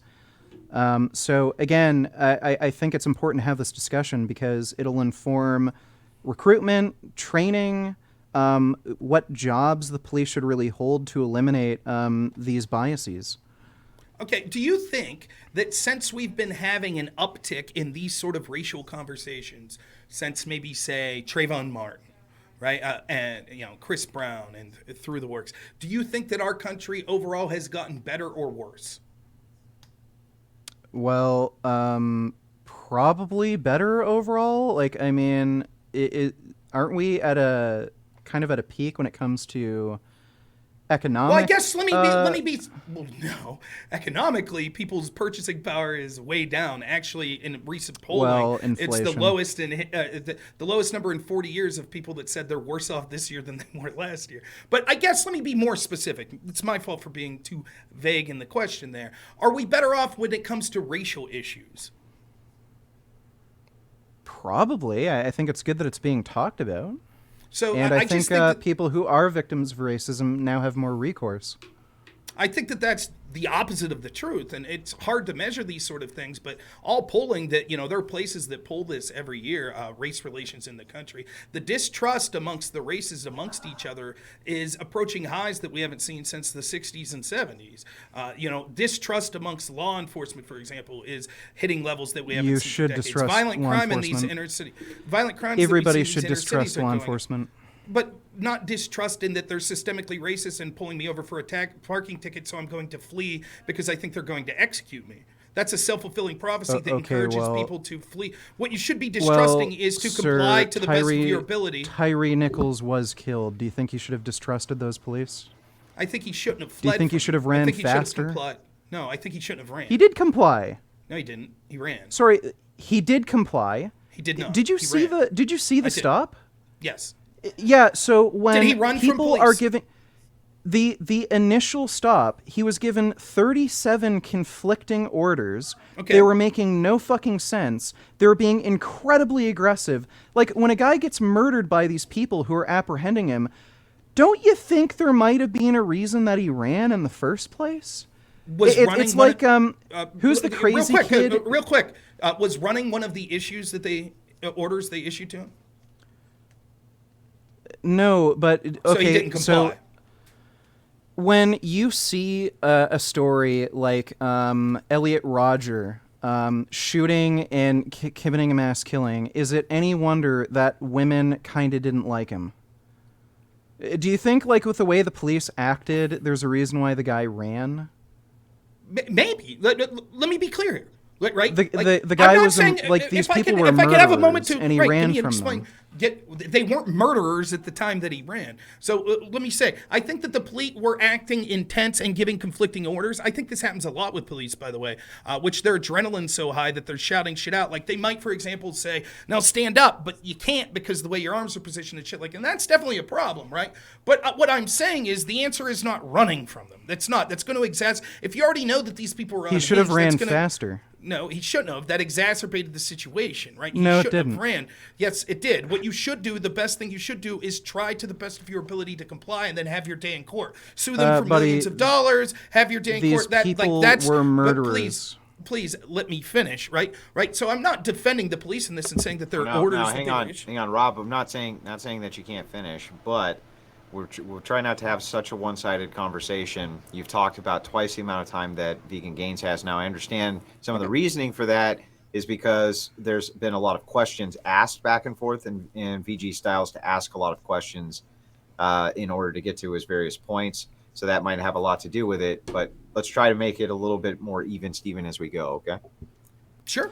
Yeah, so, like, I compare this to a situation like Elliot Rodger, where Elliot Rodger was wondering, why don't girls like me? I'm the supreme gentleman. He goes up and shoots a bunch of people, commits a mass killing.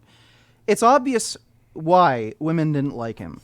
Do you really think if a girl were to date Elliot Rodger and he finally got his wish of getting a girlfriend, this guy isn't a fucking danger and probably would have murdered somebody? No. Like, it's a similar situation. Like, when you see the cops, how they behaved and how they beat the ever-living fuck out of Tyre, I don't see, like, it as a very good argument saying that, oh, well, if he had just, like, been a fish and, like, done nothing, he would have lived. I'm not so sure. These people were fucking crazy wackos. They clearly had a problem with him right when they made the stop. It was clearly a bogus stop as well. They stopped him for no reason. I don't know what the issue they had was. Again, I'm suspicious that they might have thought he was someone else, or there is still that unconfirmed rumor that he was in an affair with one of the officers' wives. But it was a very bizarre situation, and it is perfectly reasonable for him to have run away. And the fact that he's dead, where he was brutally, viciously fucking beaten by 5 officers who literally weighed twice as much as he did, I think he was well within reason to run from these people. Do you think that the actions of I don't understand what you're saying about Elliot Rodger, so I'll just put it this way. A Black Lives Matter supporter murdered 5 police officers in Dallas. Do you think cops are right to be distrustful of Black Lives Matter protesters? No. Okay. He wasn't really a Black Lives Matter protester. I know who you're talking about. He was a crazy black kid who was watching the Young Turks. It was when Jimmy Dore was on their program. It was particularly Jimmy Dore. They were making video after video saying like black people are hunting down, or sorry, police are hunting down black people. This kind of crazy unhinged kid got it into his head that black people are literally going to kill his family, and then he committed a mass shooting. He was more radicalized by some of the crazy shit the Young Turks was saying, and if you saw his videos, I've seen them, he was unhinged. Young Turks actually put a copyright claim on his channel to delete all of them, but I saw them before they were deleted. The kid was clearly already mentally unhinged, and he wasn't actually a Black Lives Matter activist. He just said he supported Black Lives Matter. But if we're talking fallacies, he wasn't a Black Lives Matter activist. He never attended any meetups. He never protested with Black Lives Matter. He just said he supported Black Lives Matter. Okay. Another question, right? So we're talking about what these people should have done initially. You keep saying they were murderers, so he was justified to run, but they weren't murderers at the time that they were asking him to comply with these things. Right, So and Elliot Hulse, or not Elliot Hulse, Elliot Rodger was not a murderer when he was trying to get a girlfriend. Do you think there might have been a pattern of behavior which was kind of a red flag to these women that this guy is fucking crazy, just like how Tyre Nichols kind of saw some red flags that these police officers might have wanted to fucking kill him? I mean, this comparison makes no sense. I'll just get to the end of it, right? No sense bearing the lead. Your recommendation right now to black people that find the police that are pulling them over that are sketchy is to run. In Tyree's case, certainly. And by the way, there are cases where police were actually unlawfully stopping people, putting them in danger, and they fought back. And they actually won these court cases because it was proven these police put them in so much danger that they had no choice but to fight back or run. So there are cases where this has happened. It's funny that you would criticize Jimmy Dore for potentially radicalizing people. I think it's one of the most dangerous, terrible things for someone to come on here and give the advice to people that they should run from police because even black If you feel like your life is in danger and that is a safer option, then yes, certainly. Even other police officers will tell you that. My ex-next-door neighbor was a police officer. He was talking about other people in his department being fucking wackos, and he was talking about how, yeah, sometimes you should run away from the police. Some of them are fucking psychopaths. Yeah, that's advice that I hope everyone listening here thinks that I win this debate because it's very rare. Ask any lawyer. It's very rare that I say this, but I think the actual two sides of this debate have real-world implications that could literally get you killed. Don't run from the police. Running for your life is radical. So if the police are showing every indication that they have an intention to murder you, what if the police say, we're going to actually put you in the back of our car, drive you to a fucking lake, shoot you in the back of the head, and kill you? Should you run? Like, if there's enough evidence that it is safer to either run or fight back, is that not a better idea? Okay, so let's say that me and you sit down and I had 20 clips of police officers, right?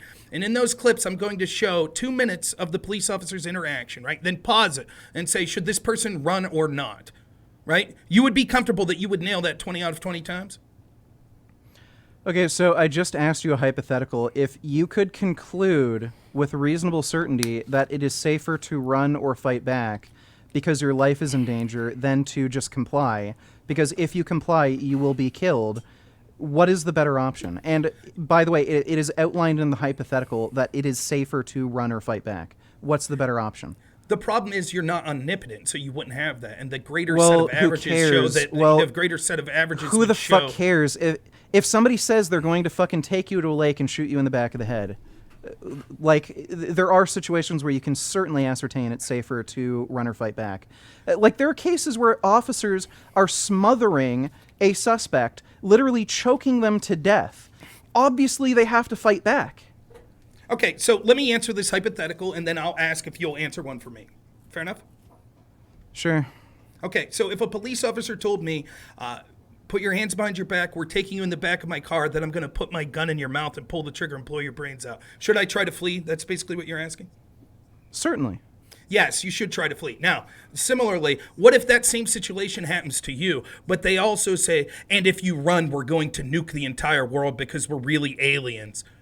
Would you run? Answer the hypothetical. Are they aliens?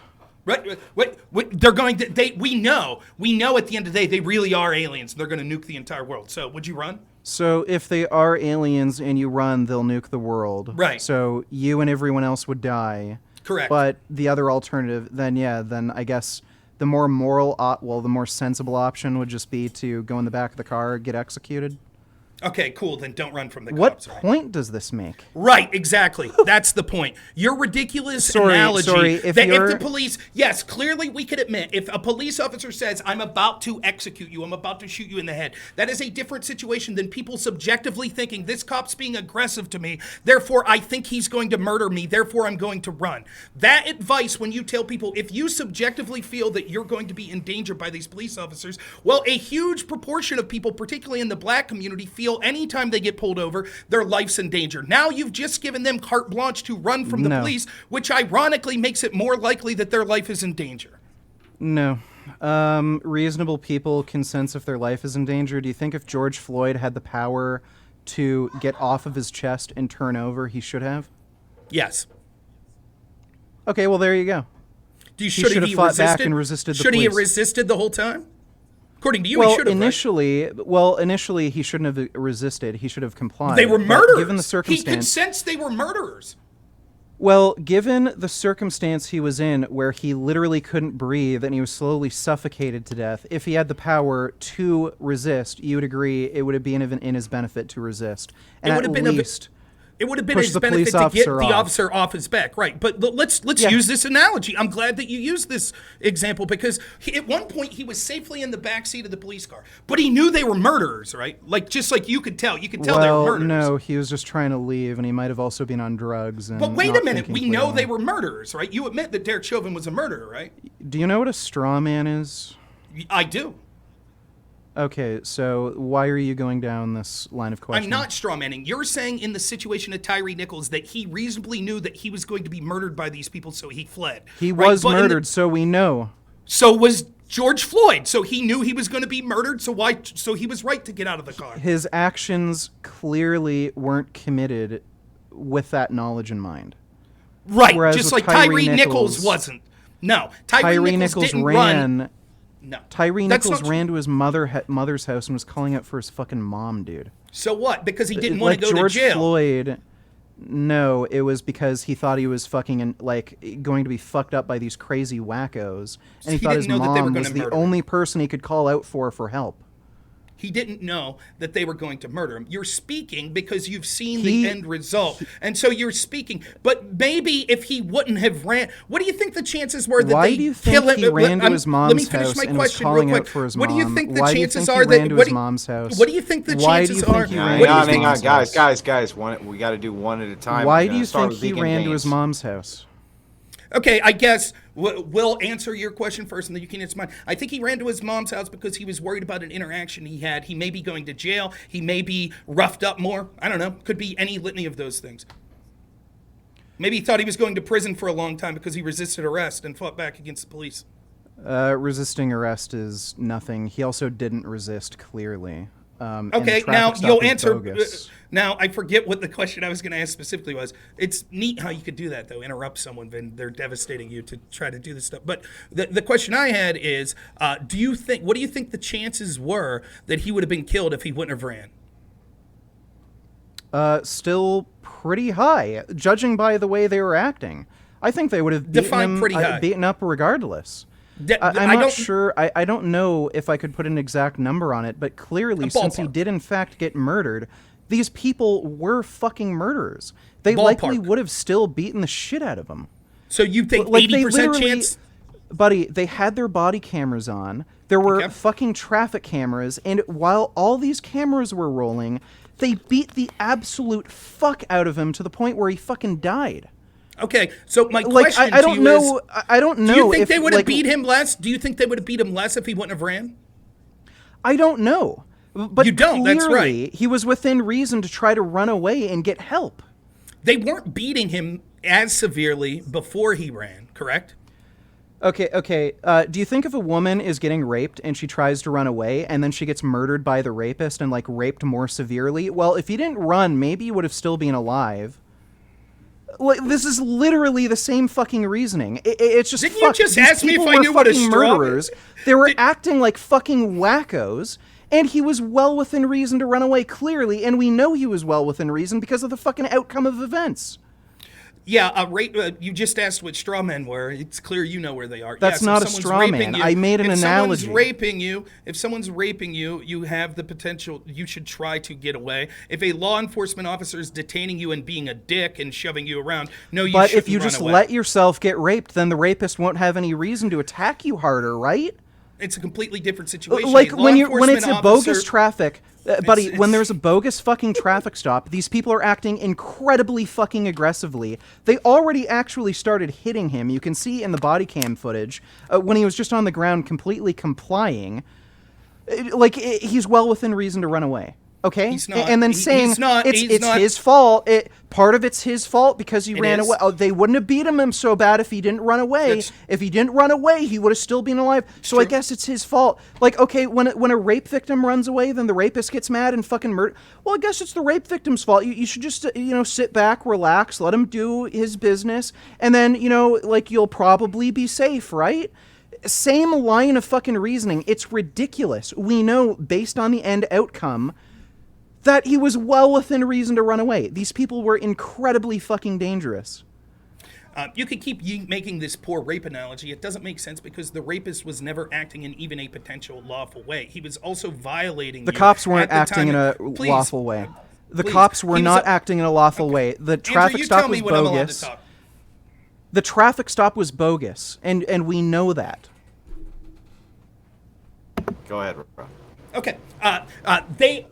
There's a complete difference between a person who's not law enforcement encroaching in the most forcible way imaginable, committing rape, a sexual offense against you, than law enforcement potentially pulling you over when they have the legal authority to pull you over, but maybe they went outside the bounds in that particular case. That is a complete different comparison, right? You shouldn't run from the police. You are giving advice to people that will lead to more people being harmed and killed, and you ought to be ashamed of it. And you're not doing particularly good in this debate anyways. You're talking about things, I have a gut feeling, but when it crosses the line into giving advice to people to run from police officers, I think that it's really a serious thing. And you should do a little more soul searching before you give this sort of advice that could literally be to someone harmed. I think you'd feel terrible if you found out someone listened, took this advice, and went out and actually then had a bad interaction. The only advice I'm giving is that if it is safer to resist and run away than it is to comply, then you should run away.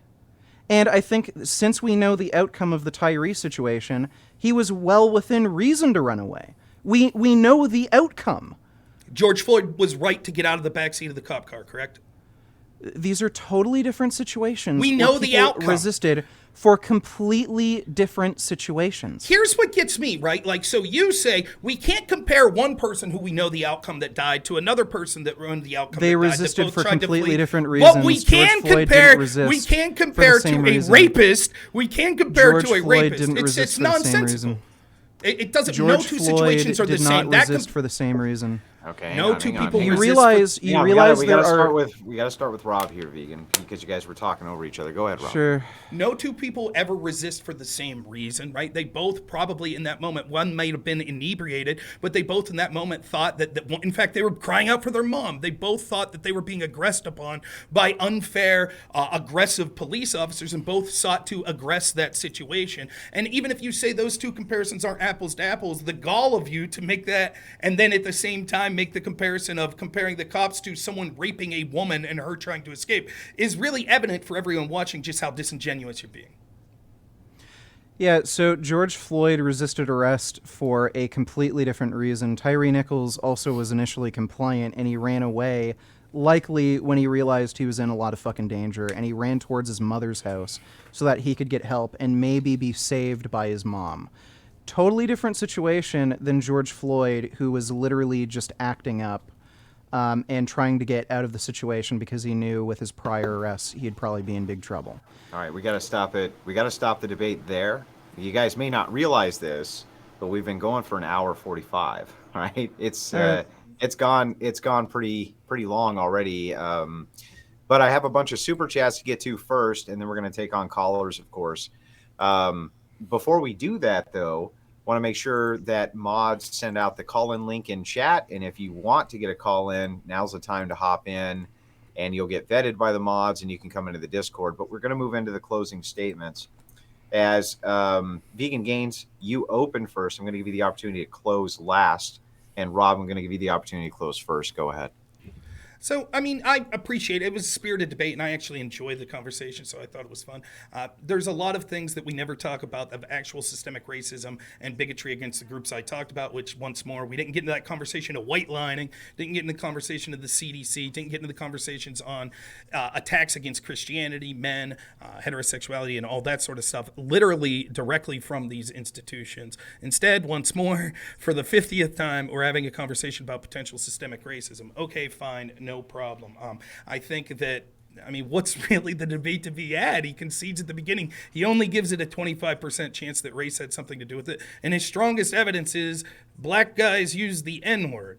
I mean, it's just kind of laughable, and it's really something that I think illustrates how out of hand these things have gotten. Everything could always be potential evidence of racism, and we always have to talk about it, always. I think that there were factual things, even though we talked a lot about potential studies and stuff. And let me steel man Vegan Gains. I didn't present any studies either, so I'm not, in these sort of things, it gets boring to just go through these studies. But these declarative statements that, all of this is settled and the studies do this and have, done their best to eliminate the variables just isn't always the case.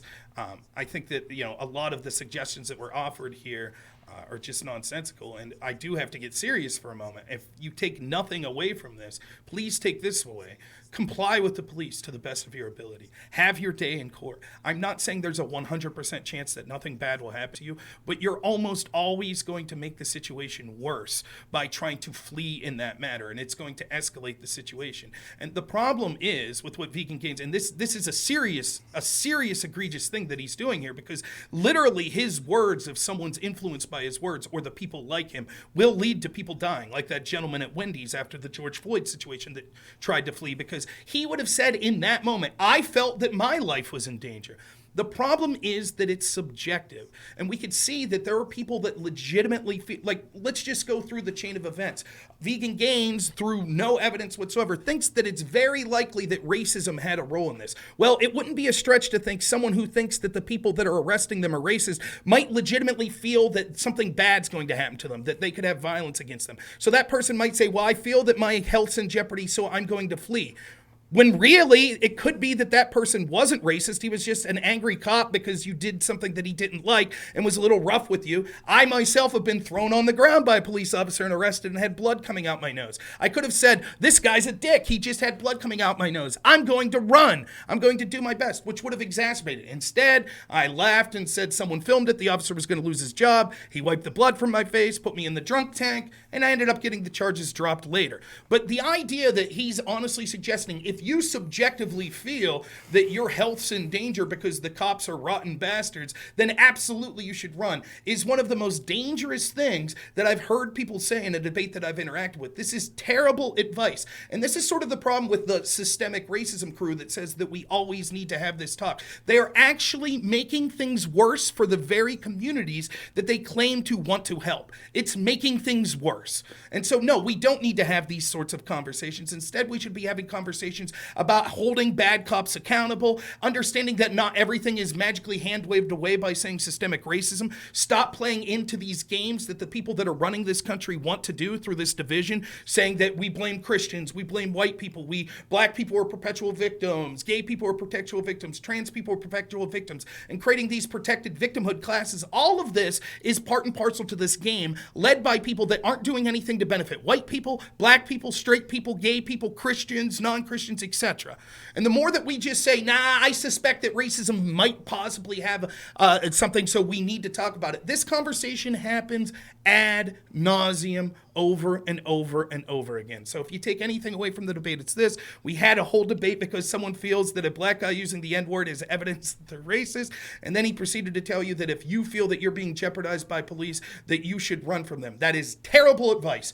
Please don't do it. And anyone that told Vegan Gaines, whether they be in law enforcement or otherwise, that told him that that was good advice to give, ought to be ashamed of themselves, because at least Vegan Gaines probably doesn't know better. But please do your best to comply. Doesn't justify what the police did. I started off the debate and I'll end the debate by saying they acted terribly, and I hope that they get what they're deserved in the criminal justice system, but you should not be intentionally non-complying and trying to flee this situation, because you're only going to make it worse. Thank you for that closing. Rob, just to add just a quick bit of mirth, this guy Woody in the chat, I guess he doesn't like you very much, but he says, Rob's telling everyone not to run because he can't. I don't know why. I challenge you to a race. I thought that was funny. It is Vegan funny. Gaines, go ahead, man. Yeah, so like I said at the beginning of the debate, my goal in this debate wasn't to convince you that this killing was racially motivated, but just that it is a realistic possibility that we should consider. And with that consideration, we should think of how this affects how we should conduct law enforcement, what jobs law enforcement should do, and what the scope of law enforcement should be. As far as whether or not, whether you're a minority or anybody being arrested by police, it's entirely sensible to resist an arrest or resist to some degree or run away if you genuinely feel like your life is in danger, which I think Tyre Nichols did. The fact is, it was a bogus traffic stop. He wasn't doing anything wrong. He was initially compliant, and when the officers started using very strong language, threatening him, putting a taser on his body. I think one of them actually started beating him already when he was on the ground and not resisting. He ran away looking for to his mom for help. He was only a little bit away from her home. So I think he was well within reason to run away from the police, and all Rob did was to strawman me the whole time. He brought up the Wendy's situation where the guy tried to run away after he was going to be arrested for a DUI. He attempted to grab the cop's taser. Again, this person, Tyre, he was clearly in genuine physical danger, and I'm sure there's other people who were in genuine physical danger by the police, including George Floyd, which he admitted George Floyd probably should have resisted if he had the power to when he was put on his chest and somebody was sitting on his neck. So he agrees with me that under circumstances where you genuinely are in danger, you should resist arrest and perhaps flee. So that's all I have to say. All right, appreciate that closing statement, Vegan Gaines. Now, we do things a little bit differently here at the Crucible. Though the closing statements are in, and we consider this portion of the debate to be closed, we still understand there's probably going to be a bit of spirited back and forth still between the debaters as we move through the callers and the super chats. We're just fine with that. I was going to do the super chats first and then go to callers, but there's only a couple of callers in the back line, so I'm going to bring them on first, and then I'll move over to the super chats because I just got a feeling that this is going to go on for a little bit. So, Adam Dole, can you hear me okay? Yep. Can you hear me? Yeah, I can hear you. Go ahead with your question, sir. Okay, I just have one for each of you. For Vegan Gaines, at what point, in your opinion, does somebody go from not a murderer to a murderer? Well, by committing a murder, the thing is, though, you can get indices of somebody being a murderer with their actions. They can be extremely aggressive. They can be acting in a way where you think your life is in danger. I'm sure plenty of people have been in a room with somebody who was acting in a peculiar way like that, being extremely aggressive, hostile. They were able to escape. And then it turns out they were a serial killer. That happened to some of Dahmer's victims. Oh, well, so I just want to see if I understand what you're saying. So can you be a murderer before you commit murder? Well, you cannot have committed a murder because it hasn't happened. But if you are planning on committing a murder, or you're at a very high likelihood of committing a murder because you're unhinged, it's a bit of a semantic game, but I guess you could say somebody is a murderer if they're planning on committing a murder or they're at a high likelihood. Okay, yeah, that's all I wanted to ask you. And then Rob, pretty simple question: do you think there is ever a case at all where it would be a good idea to run from the police? Yeah, if the cop says I'm about to take you out back and kill you, or if the cop's raping you, stuff like that, sure. But if the Okay. cop's raping you and you just allow them to rape you, then you're less likely to get harmed in some other way. If they try to chase you, they might actually try to kill you. So shouldn't you just allow them to rape you? No, Wouldn't rape it's a be a lesser completely degree of harm? No, again, I find it ironic that the more apples to apples comparison of George Floyd, well, he thought that they were unhinged nuts, so he should have fled the car, which would lead to ultimately his death. You say that that's not a comparison. another but straw we man. have to talk about this. It's not a straw man. That's literally okay. You explain to me exactly. So you're saying, tell me what George Floyd should have done. He's in the back of the car. He knows that these cops are unhinged. They've already behaved in an aggressive way to him and violent towards him. He didn't. And now what's George he do? Floyd. So the cops did not act unhinged towards George Floyd. He was trying to leave the car because he knew he was going to get arrested. It wasn't until he was on his chest with somebody kneeling on his neck that he was in a situation where, if he had the power to, yes, he should have resisted to some degree, which would So you're allowed saying him to breathe. The interactions prior. We've to already him gone being over placed- this. You're No, you're we just haven't. making You're shit saying- up. Like you also I'm brought not. up the Wendy's situation, Right. which was another completely disanalogous situation. The guy ran because he didn't want to get a DUI and he tried to steal the cop's taser. Again, you can't know exactly what was in the thoughts of these people. My contention is this. It is more likely that they thought their situation, if they could look at Tyre Nichols, right, they would think their situation was more akin to that than them being held down and penetrated sexually by a police officer, which is the analogy you want to use. No. Yes, that's the analogy you keep going back No. to. Yes, that is. No, I used that analogy as a point that you are blaming these people, Tyre Nichols specifically, for his murder. I'm not. If a woman was being raped by a police officer and she ran away and she got murdered, is she to blame for that murder? No. In both cases, their rights are being violated. Tyre was pulled over a bogus traffic stop. It was unlawful. I do have one more question for Vegan Gains. What are you holding? It's a cat toy. Oh, okay. Yep, that's all. Thank you. All right.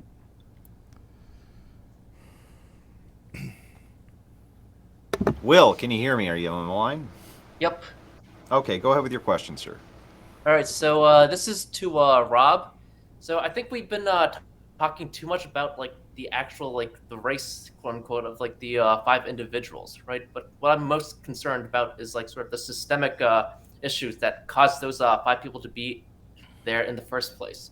So like the Scorpion group was like a group made up of like 40 or so individuals that were especially like designed to go into these like quote unquote high crime areas and basically without any like sort of goals, right? They were just out there to like sort of fill in the gaps, quote unquote.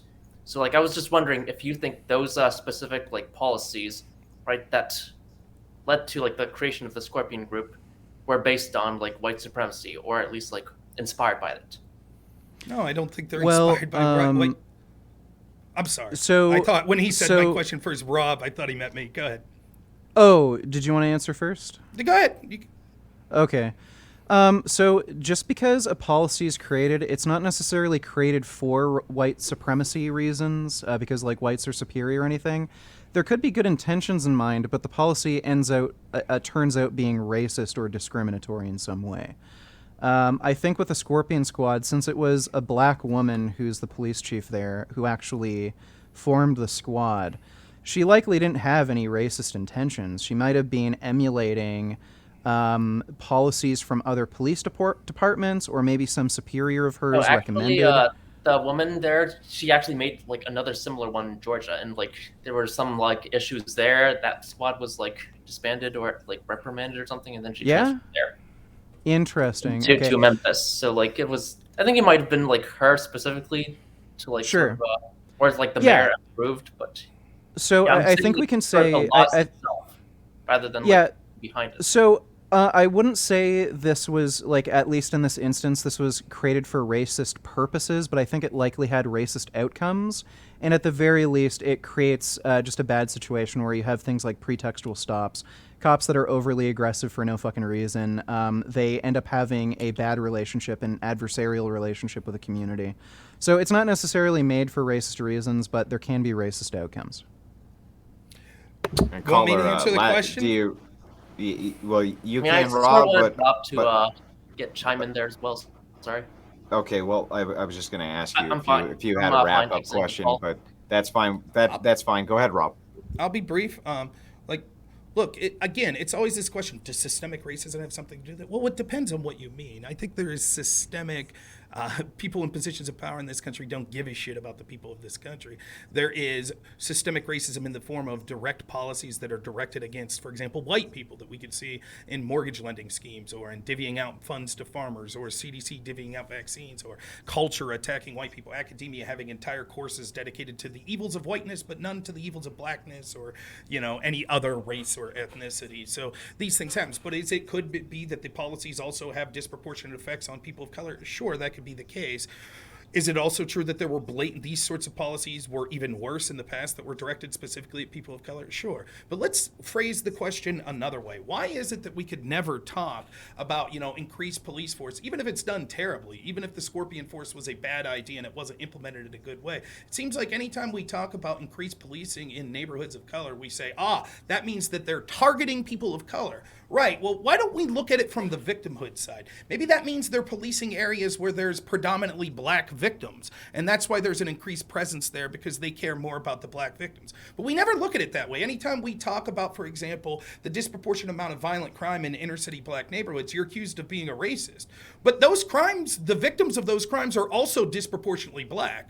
And so it seems oftentimes the narrative we're told is, if you're that mother that's trying to work 2 jobs and you have 3 kids and you happen to be black and you're living in inner city Memphis, tough shit. We can't talk about your son being a victim that was executed in some sort of gangland violence because that could be perceived as racist because the perpetrator was most likely black. So we don't want the police being able to target that neighborhood because it would disproportionately target black people. But what that means is, well, then the black victims are disproportionately not served by the police. So I'm not saying that this particular task force or the one that this woman had done in Georgia, which I know nothing about, was good. It's clear that these officers were shit. But the idea that just in general, having as Vegan Gain seems to illustrate or insinuate, the idea that, well, it wasn't directly systemic racism, but they were targeting disproportionately people of color. Well, no shit. Maybe it was they were disproportionately trying to get justice for victims that were people of color. All right. Thank you. Will, thank you very much. Have a good day. Okay, so those are the only 2 callers. I appreciate both the call-ins, but I do have a bunch of super chats here that I want to get through. For $7.77 from Blitzkrieg Bear, I'm paying for 1/666 of what Vegan Gains has to pay. Oh God, pay. He says pay his gay away. Join the fun, folks, on Dono Chat so Andrew can buy his Bugatti. So I should have pre-read that one. To be honest with you, I should have. $3.99 comes in from Zach Morris. Question for Vegan Gains: are black people better off in the U.S. or are they better off in Africa?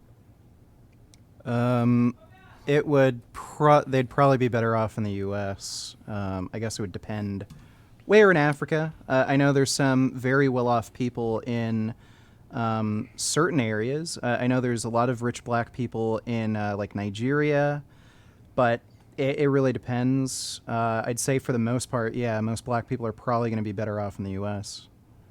Okay. $10 comes in from Redfish Bear. He sends no message with it. My favorite kind of super chat. Amptown for $4 says, Vegan Gains, just no. Which is a compelling argument. I guess compelling argument. $4 comes in from Killing Nolly. There was a cop who raped 18 black women, Danielle Holtzclaw. So by Rob's logic, if those women ran away, would they be resisting arrest? No, rape's not arrest. I can't believe I have to spell this out for people.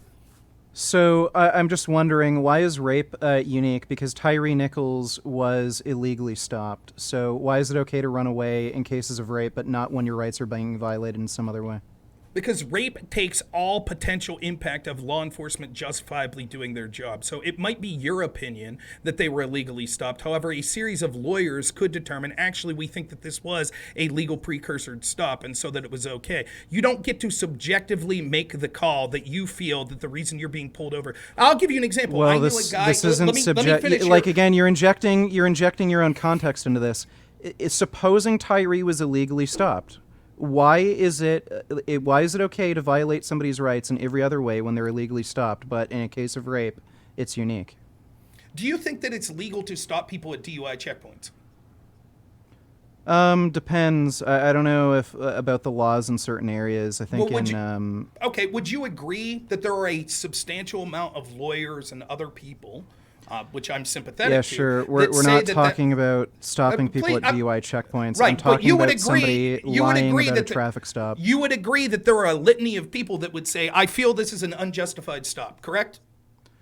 Well, sure, but again, you're injecting your own context into this. I'm saying It in a has nothing to do situation with where there context. is an Your illegal traffic advice stop, is you're injecting your advice- own context and avoiding the I- question. So, I'm not why is avoiding the- rape unique when it comes to illegal stops? I'm not avoiding the context. I'll leave you finish. What I'm showing is it is clear that the position you're taking is that if you feel that the stop is illegal, I'm not then you're talking about whether justifying- you feel. I literally gave you the context. If it is an Ooh. illegal stop. Woo! That a little heated. Good stuff, vegan. Must have had some meat today to get that animated, right? No, what you're talking about is people that feel subjectively. You keep talking. Here we about go, this injecting your own omnipotence. context. I said You if keep it is an talking illegal stop. omnipotence. You keep talking omnipotence. If it you is absolutely an know, you illegal don't stop, know. I literally You don't- gave you the context, and you keep changing the context. You literally don't- can't you're answer, can talking you? about You the- can't no, I- answer, can you? You You wouldn't know literally if I can't can answer. answer. You He wouldn't know if I literally could can't answer. answer. You You wouldn't keep know- injecting your own context. I said, if it is an illegal stop, why is rape unique when it's an illegal stop in that context, but in another context when it's an illegal stop, it's not okay to run? Why is rape a unique crime? Now, I'll start to answer, and then he'll say I can't answer because he'll continually interrupt before I'm able to answer and then claim victory, which is what I would You do in keep his avoiding. position, too. You keep See, dodging. You there we keep go. dodging. Which is what I would do in his situation after he's been crushed so poorly in this debate. All right. I actually thought you would Rob, bring let's more get to... let's get to the question. We'll get to the okay. question. So Let's see if the you'll difference answer. is this because the difference is this because even if you could somehow omnipotently know that the officer was outside of his bounds when he pulled you over for something like not having your blinker on or It's an something like illegal that, stop. that is different. That is at least a potential stop that in the realm of things There we that they're go. allowed to do. Injecting your own context. Injecting your own context. Andrew, come We on, know as it's a an illegal moderator, stop. if you want me to answer the question, We tell him to shut his know fucking it's gob an while I illegal answer, stop. right? Or we could just We move know on. it's I an don't give a illegal shit. stop. You keep injecting your own context. Oh, maybe it's not an illegal stop. So you can't answer. It's cool. So- I'm done, Andrew. That's it. If you don't want me to answer, that's fine. Yeah, like you I'll can't just an- say, well, rape I is want you to different answer, but than you pulling can't you because you over know what on it an would lead illegal to. stop. No, All right. I just did. Now, Rape's vegan, different. hang on. So hang on. There was multiple interjections. I'm going to give Rob time to answer the question. Now, maybe Well, what's you the don't- point? He's not hang going to on. answer. We've already Maybe established he that. won't- maybe he won't do so to your standard, but leave him the time to finish the answer. Go ahead, Rob. Even if a stop's objectively illegal, if it's in the realm of things that police officers do, like pulling people over for traffic violations, that's one thing. Physically raping you is different. It is not remotely in the bounds of jobs that law enforcement can do. So you're saying to the degree of harm is why rape is unique. No, that's not what I'm saying. Okay, then you haven't answered the question. I just did. No, you didn't. I just did. If you're not Making intelligent enough to illegal perceive... stops is not within the bounds of what the police are supposed to do. So again, you didn't give me an answer. You avoided the answer entirely. I didn't. I gave you an answer. You're too stupid to understand it. Try some meat in your No. diet. It might help. Yeah, keep dodging. Okay, we'll move on. We'll move on to the next one. $6 comes in from ESPN8, and then in quotes the Ocho says, "Vegan Gains, how do you reconcile your stance that rates of unlawful bear stoppages should rise, while also giving them the advice that they should run if it was safer than going to bear jail, formerly balls on Trump's head?" That's a good one. It's pretty good. It's pretty good. So, well, Rob, you don't know about the bear jail, but if you did, I know you would think about that was Step pretty Brothers. I know about that. But funny. Yeah. That was pretty good.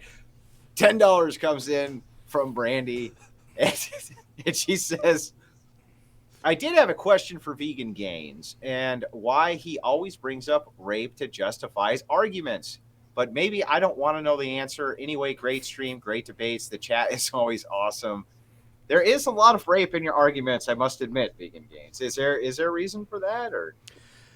Well, there have been Because it has cases more where powerful officers punch. have raped a suspect, and that's another example of an illegal stop for the purpose of just assaulting somebody for their own gratification.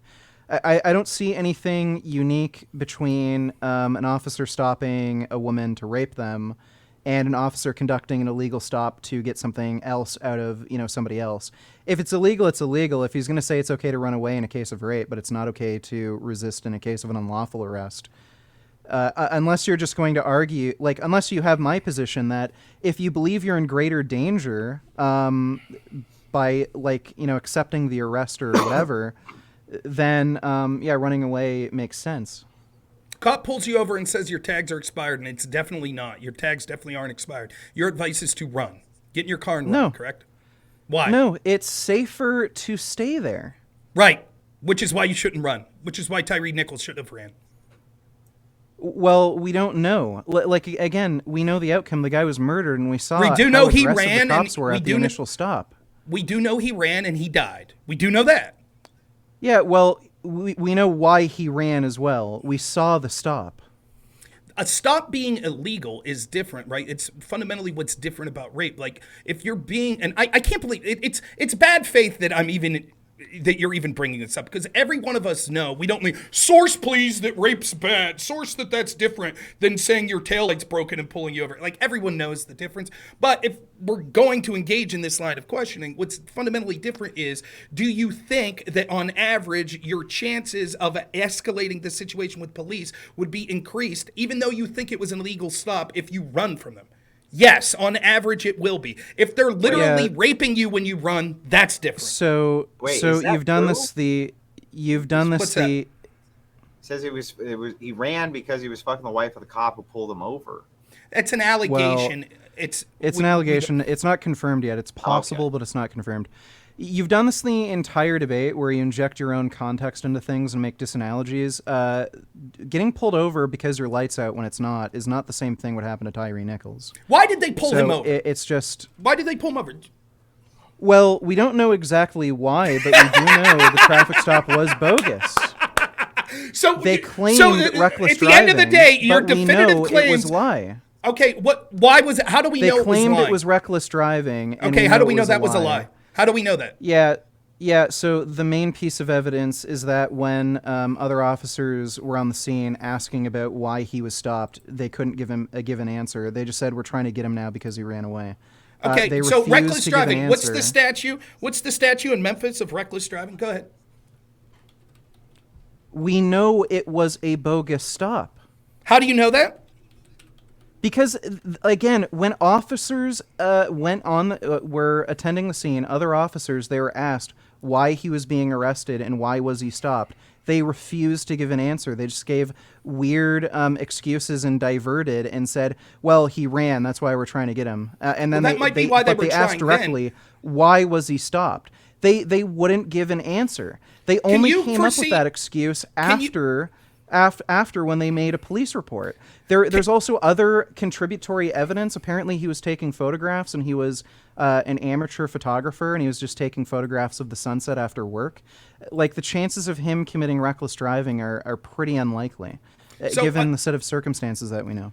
So let me Rob. tell you a little of what I've interacted with the police. The incident I talked about. I was charged with disorderly conduct. The officer that arrested me charged me with that. The officer inside that told me to fight the charge showed me that in the state of Pennsylvania, the law is written as such that almost any interaction you have that someone could find to be an annoyance is technically considered disorderly conduct. So they could charge you with disorderly conduct if you were arguing with someone about the baseball game and someone overheard it and they thought that that was disorderly or some sort of nuisance. So he basically said, yeah, we had every right to arrest you for disorderly conduct because the law is written in such a way that basically anyone who's living a normal life has broken that law.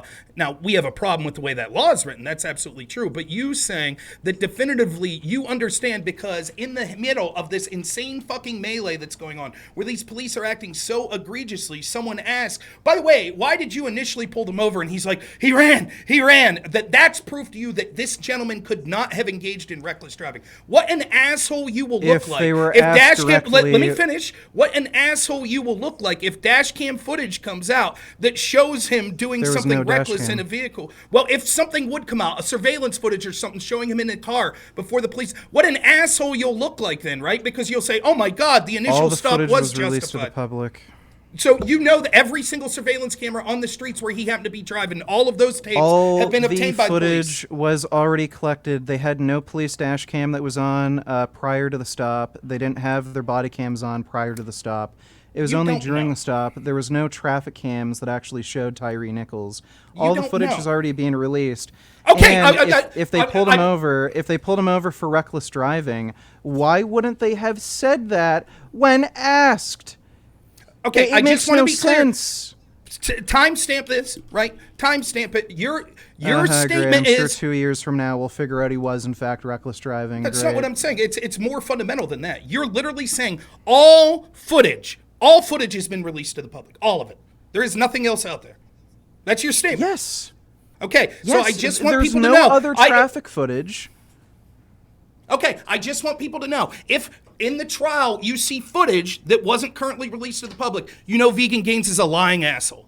He was All justifying of it people was running from released the to the police public. under these declarative statements. All the evidence is out, all the videos there. I will guarantee there is video that the police hadn't captured yet and that hasn't been released to the public. I'll almost guarantee it. But you can see how dangerous an ideology like Vegan Gaines has, where he's suggesting if you feel threatened, Right. run So from if the police. the evidence and was he there and they defends it witnessed by this, saying, why didn't they say it? If the evidence was It's a there and they different- witnessed it, why didn't they say it?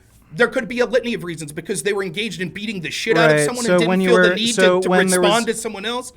Right. Nonetheless, So when I'm they're not the one directly making asked why declarative. the guy was pulled over and arrested and they refused to answer, that's not an indication to you that there was no legitimate reason for the stop. No, there could be a litany of reasons. It could be because they didn't have a legitimate reason. This for the is stop. It could be because gaslighting they did- copium bullshit. It is not gaslighting copium. Oh, is it could be interject- because they had like memory problems because they hit their head and they forgot how to fucking speak English, right? Maybe it was space aliens affecting their brain, right, Rob? Yeah, I'll respond- when I'll cops respond if you want. I refuse to understand- answer a simple fucking question, it's pretty obvious Well, why. let him respond. Go ahead. He Rob. can't do it. He can't. You ready? Ready? Let me ahead. respond. There's a litany of reasons why they wouldn't have responded. Like, for example, if I'm a police officer and I see another police officer arresting someone, and I say, why are you arresting him? And he's winded because he was engaged in an action and said, he ran from me. And They I say, weren't what was the winded. initial charge? I told you he couldn't do it. He couldn't do it. I knew it. I They knew it. weren't Damn, winded. these You're making aggressive shit vegans. up. There's These literal aggressive video footage. vegans. Why are you Woo! making up excuses These for them aggressive when that vegans. clearly isn't a legitimate excuse? Oh, man. This is Okay. bullshit gaslighting. That's not a legitimate excuse. Give I'll me wait. one I'll- get it legitimate out. Get it possible out. excuse. Get it out. Get it Give out. me Go ahead. one legitimate possible excuse. All right, now Rob, you got the floor. Vegan, let him finish his answer. I Go don't- ahead, Rob. I have the floor, but I won't. He'll interject. We all Give me understand that, right? one legitimate possible excuse. You said, oh, he might have been out of breath. He wasn't out of breath. The footage is literally uploaded. Explain to me why the fuck he wouldn't have said why he was arrested. It wasn't because he was out of breath. So tell me why. Okay, I'll proceed again. He'll interrupt again. This is a fun game. Get your bingo cards out, folks. So, winded is an expression I use. It could also be saying, even if he wasn't winded, is invisibly trying to inhale oxygen in a way that visibly showed that he was struggling breathing. a more important point to it was the adrenaline is so high. They're literally beating the shit out of someone. If you're in a fight, right, and He someone wasn't beating the asks, shit out of somebody. there we go, there we go. Another lie. He can, Another lie. You're a bootlicker. You're a fucking bootlicker. Here he You're a goes. fucking Here he goes. bootlicker. You're lying. You're making up bullshit. That's not a legitimate reason. Did you not see the initial footage? Why I are did. you even making up these excuses? You clearly didn't. You clearly didn't. You clearly didn't. One of the officers stayed behind, waited for backup. He wasn't running. He wasn't in a fight, and he was asked why they were trying to track him down and arrest him. He wouldn't respond. He wasn't winded. He wasn't in a fight. His adrenaline wasn't going. So please explain. Give me a legitimate reason for why the cop wouldn't respond to a simple question.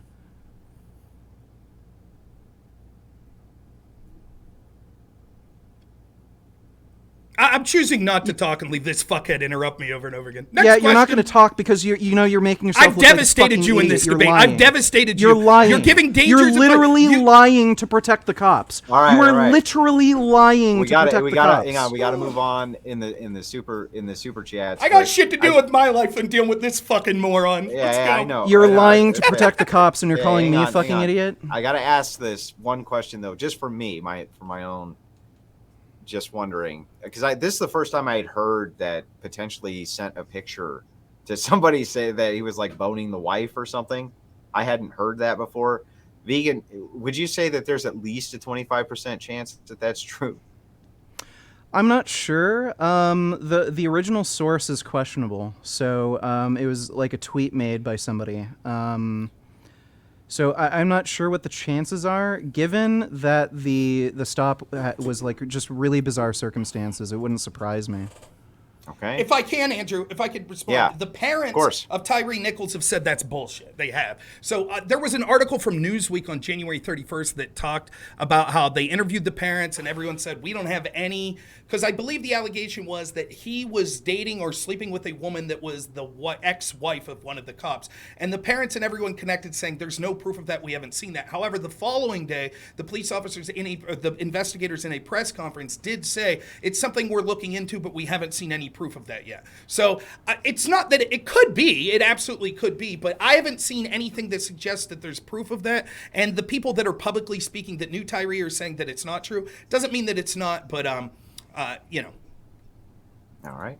$9.99 comes in from Adam Nice. Thank you for that. Says nothing. $10 from Wilhelm Bones. Says absolutely nothing. $10 more from Wilhelm Bones. Says absolutely nothing. Love that. Retard for Canadian funny money, $2.79 worth of it, which is about 30 cents US, I think. Is Robin Aussie? I'm pretty sure it's pronounced no. No, I don't know what he's talking about. I don't know. I have no idea. Australia's not even a real country. If I had my druthers, I would live in Walkabout Creek circa 1980 with Donk and Crocodile Like Dundee, but not like I said, Australia is not even a real country. So what do you want? Okay, Randy West for $1. Thank you. Says absolutely nothing. Hillary Clinton for $5.99. I don't know. Is that pounds or is that what is that? The UK money. Euro? Is it? Yeah. Is it euros or is these pounds? I think they have the same emblem. I'm not sure. No, pound is different. It looks more like an ampersand. That's a euro. Okay. It says, "Don't let me down, vegan gains. I'd hate for all that funding to go to waste." From Hillary Clinton herself, vegan. I'm probably on a list now. Shit. Yeah, Ziggy21 for $2 says, "Debate Bart K on veganism, cholesterol." I don't know who Bart K is. He's a crazy wacko who doxes people who annoy him, so I'm not going to debate him. Yeah, well, that's no bueno. There's no doxing and never harassment. So our communities, we won't allow them to harass other people too. They might give you some shit while you're here, but they're not going to come over to your chat and fuck with you. Never. Peter Parker for $5 says, "Can you please set up a third debate between Zen and Gaines? We need a third one to complete the trilogy. The first two debates were so good. They were really good debates.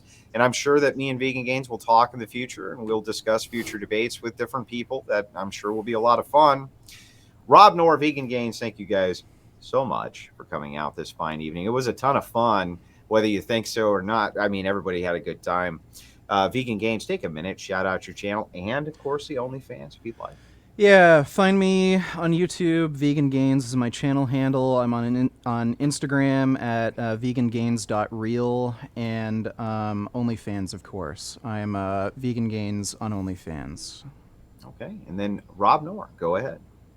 Yeah, I'm Rob Noor. You can find me on comfy.stream. I'm on Rumble at Normal America, YouTube also at Normal America, and Twitch at Rob Noor. Stream usually around 9 o'clock, Monday, Tuesday, Thursday, Friday. I'll be doing Drunken Debates, which Andrew's always welcome to come back on as a guest. I'll be moderating that tomorrow at 8:30 exclusively on my Rumble channel. So thanks so much for having me. Thanks to you as well, Vegan Gains. Disagreements, I think what you're saying is a little dangerous there. But honestly, I enjoyed the interaction, and I'm happy to be here. So.